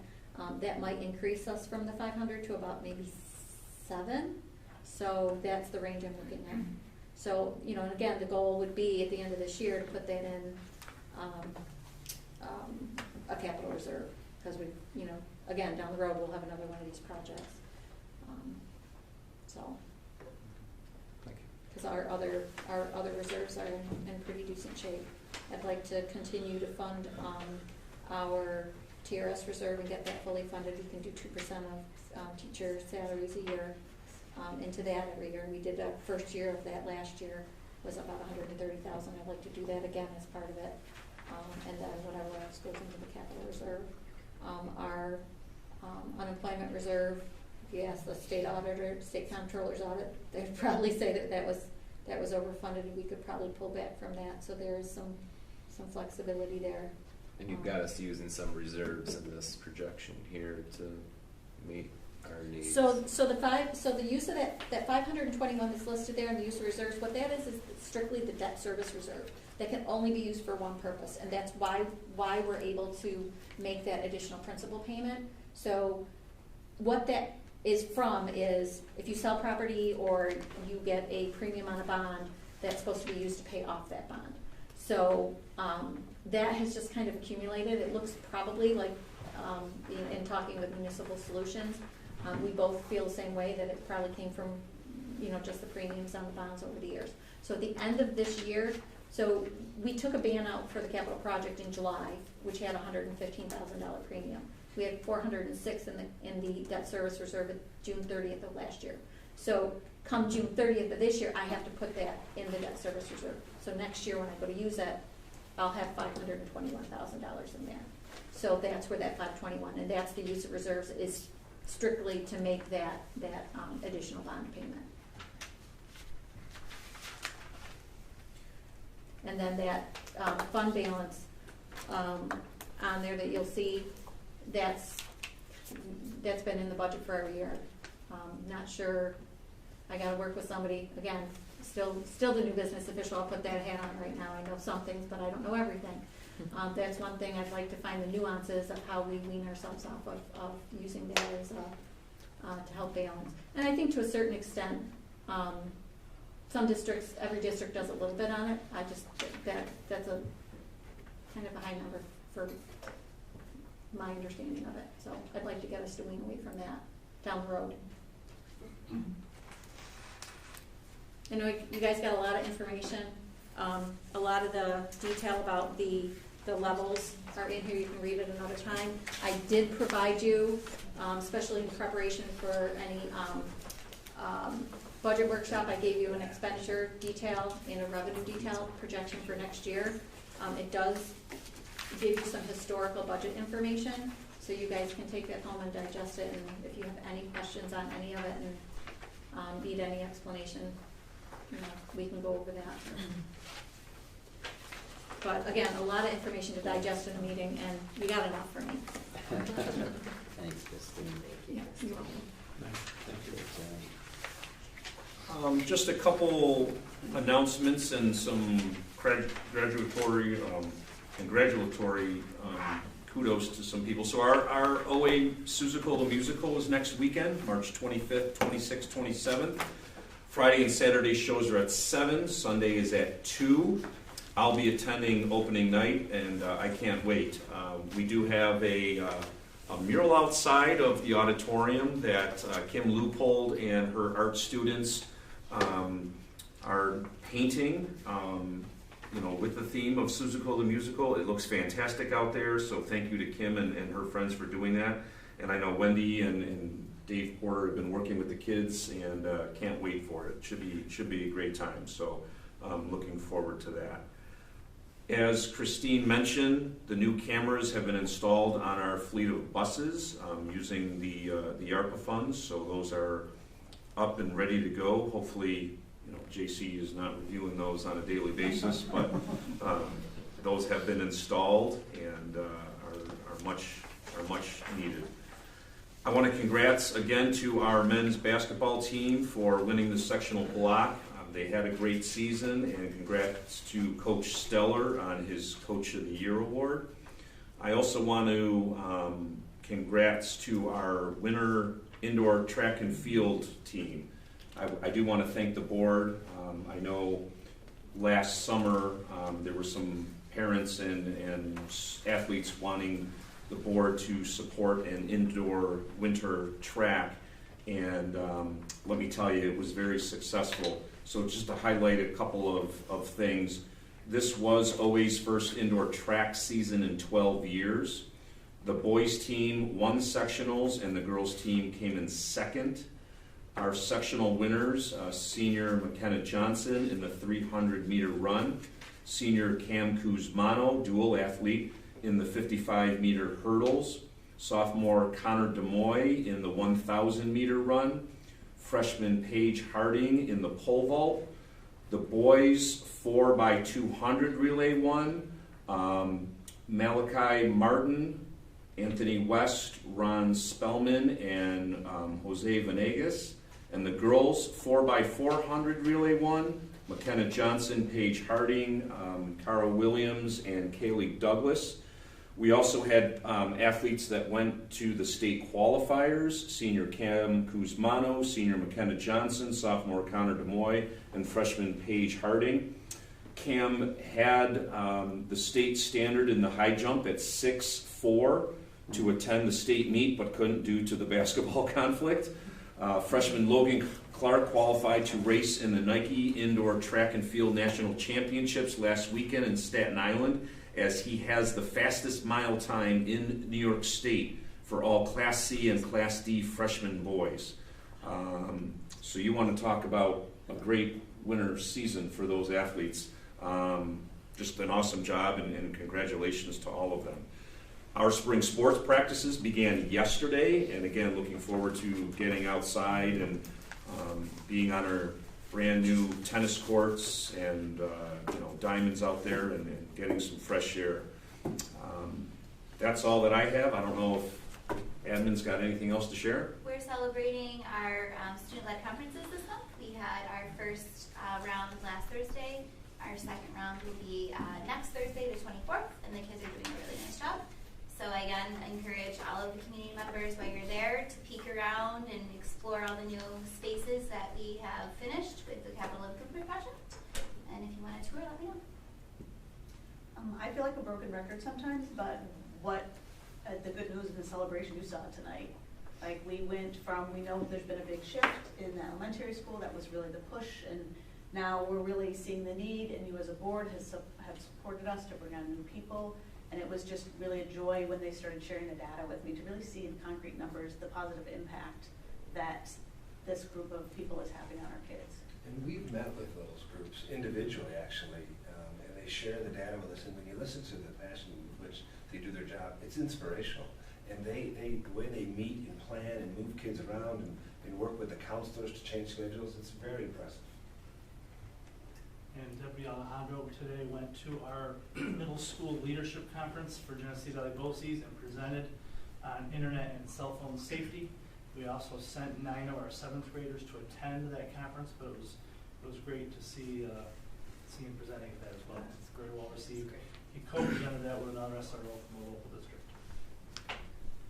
Yesterday, Superintendent's Day, I met with the middle high school teachers and went over special education transition components. Sorry, I have prepping back issues with students after high school, how we can connect them with OPWDD, Access VR, teaching them the skills necessary, soft skills or trade specific for success after high school. That was a really cool time to meet with them and get to know everybody better, and then look at how we can propel forward. And this afternoon we had another meeting with the elementary special ed team, just looking at IEPs and modifications and accommodations for next year, and looking at how we're making recommendations and writing goals to help support students at their level, to help build them up to achieve grade level standards. Awesome meetings though, like the teachers amaze me. They're extremely flexible, they're very receptive. The time I've spent with them, I'm always impressed with how I walk away from meetings and feeling encouraged and have an awesome team behind me.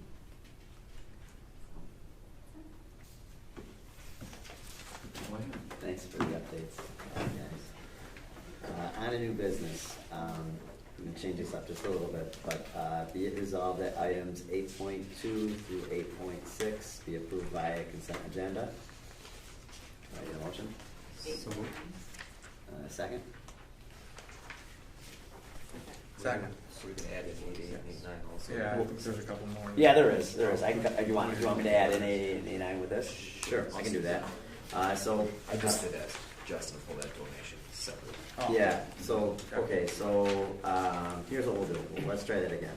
I'm gonna pull out item 8.7, and then, be it resolved that items 8.3 through 8.6, and 8.8 and 8.9, be approved via consent agenda. So moved.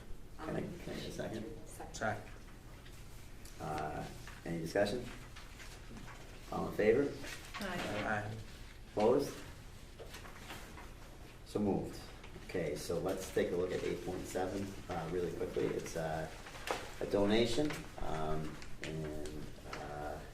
well, let's see. Let's put it up for a motion here. Be it approved that the donation of the $950.39 from Crossing Christmas Tree Farm for the Lego League Robotics Club be accepted. Can I get a motion?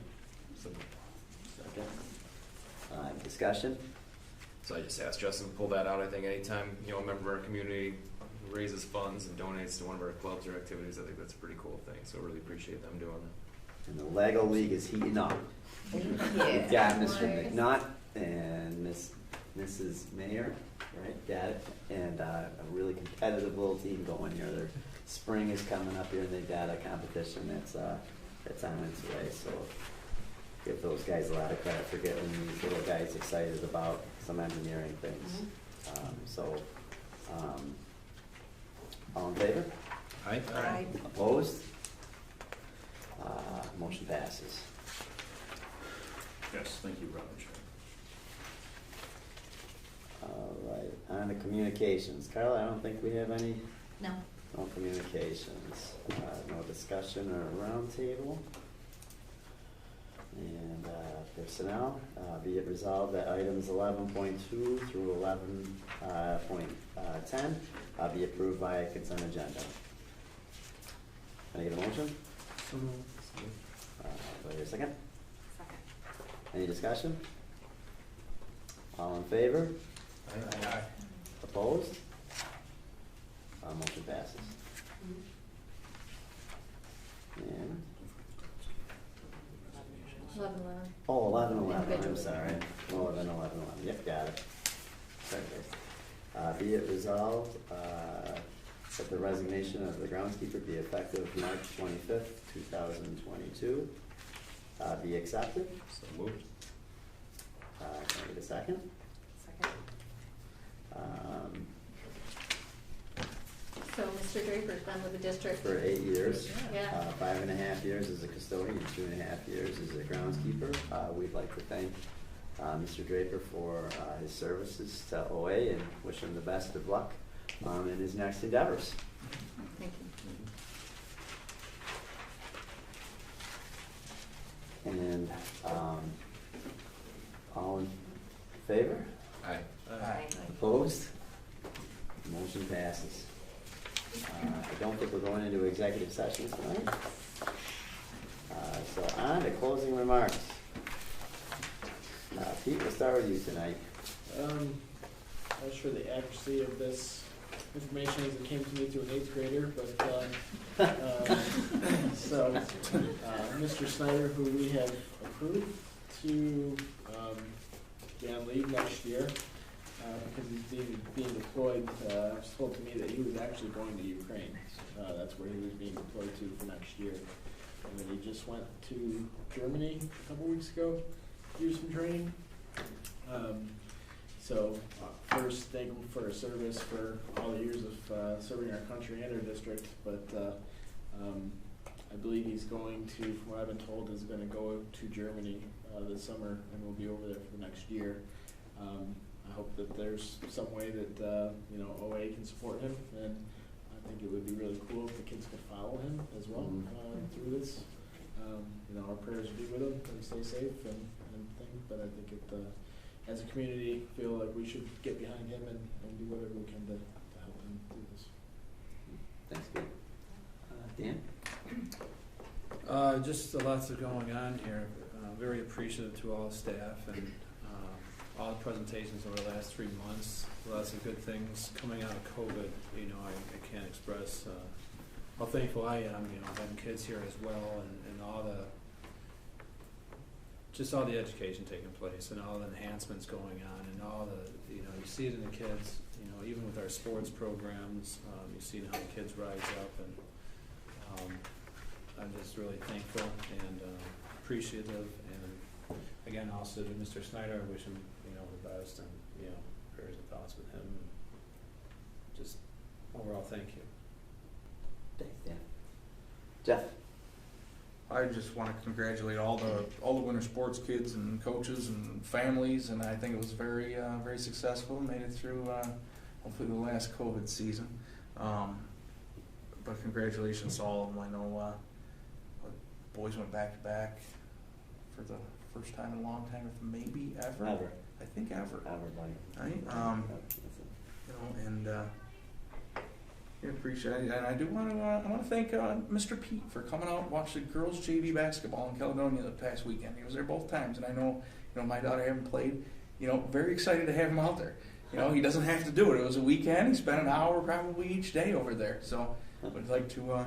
I thanked him personally the other day, but I want to put it out there for everybody, above and beyond. I thought that was pretty cool. So I'm good. Thanks, Mr. Hyde. Yeah. Maria? Yeah, so great things happening all around. It's good to see everyone's face. I'll start with that. Student-led conferences. I love at the elementary school how you're now doing it for all grade levels. I think that's really special, and I love just the pride and the ownership that even my second grader and my kindergartner have, in bringing us in and showing us around the room. And the teachers are doing a really great job facilitating that as well. Congratulations again. I'll echo what everyone else is saying. Winter sport athletes, the Susicle is coming up. That's super exciting. Just excited to get back into the building and to, as a mom, be able to get back into the building and actively physically participate more in my child's learning here. So thanks for everything. A lot of good presentations tonight. It's good for me to see the English team, the math team, the positions that we just added. I thought that was very interesting. Thanks, Christine, for the budget presentation. A lot of work into that. A lot of work yet to go. The sports teams, I love bringing my kids to watch both the boys and the girls, and inspired to see how well they do. Unfortunately, the game they lost, they have, honestly, in the crowd, a lot of Elba folks. So we talk a lot about the partnership that we have with the Elba community, and when I look through those faces, boy, I saw a lot of Elba people. Yeah, a lot of support. Sure appreciate all their support. Absolutely. That's it. Thanks, Mr. Land. Jackie? I like the presentations are great, as I come here every month and every day when I'm here walking the halls or doing whatever I'm here for. Learning something new. I consistently say that it's like a broken record, but I learn something new about this school, about the people in it. I meet new people. I love it. I just think it's great. We have a lot of really good things happening here. The interventions, that's the fact that we're not just talking about learning loss, not just talking about what the last couple of years have done, we're actually doing something about that. That is, to me, a big thing, because we've had a lot of talk about what all the things have been taken away from us, and now actually just moving forward, whether we need to bump it up to get extra stuff going on, or reroute, change new things, add new things, take away. It's really refreshing to see not just the data coming in, but actually us creating new data, but implementing these things instead of just talking about it. So it's really, really nice to see. Student-led conferences, love it. As talk about getting involved in your kids. My kid takes me through the sensory hallway, and I'm literally out of breath jumping around.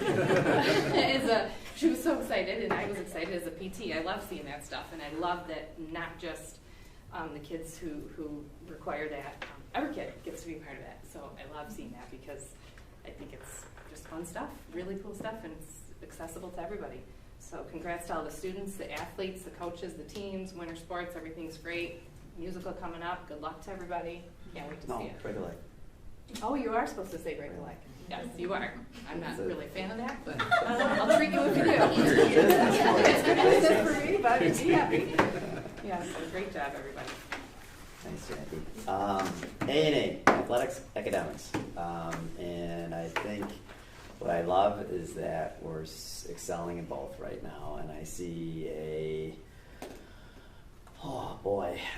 just a sense of pride, even in my own children. It's really cool to have all my kids watching the basketball game and screaming, and we're like just enjoying just the success. And now they're expecting it, which is a great thing. Or having a conversation with a fourth grader in Kendall about why is Oakfield's basketball team so good, because they watched them the night before. Never had those conversations, and I like them. I think with academics, I think a very quiet person in the room is Connie here. And I think Connie needs more credit than what she gets. I think what we're seeing here is a connection between buildings.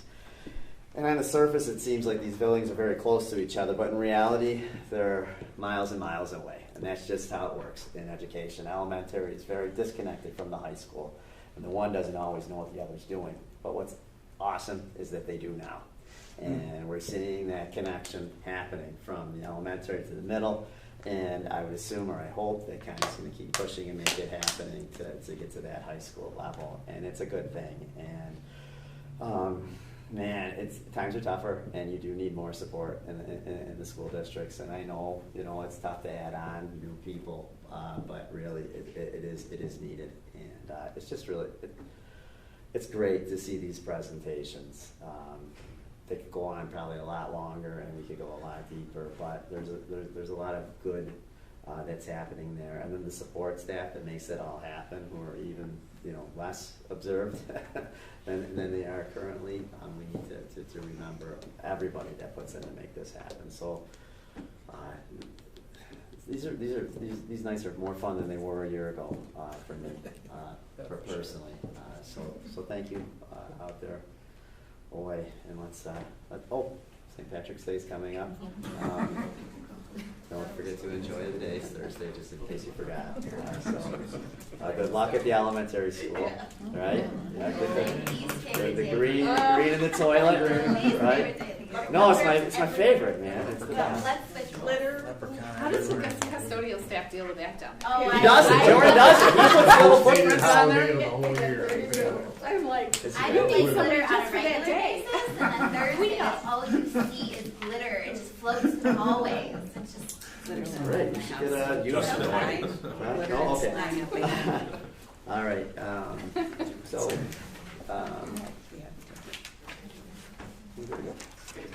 Yeah. All right. Well, drive safe. Especially you. So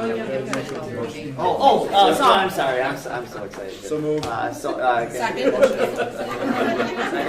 All in favor.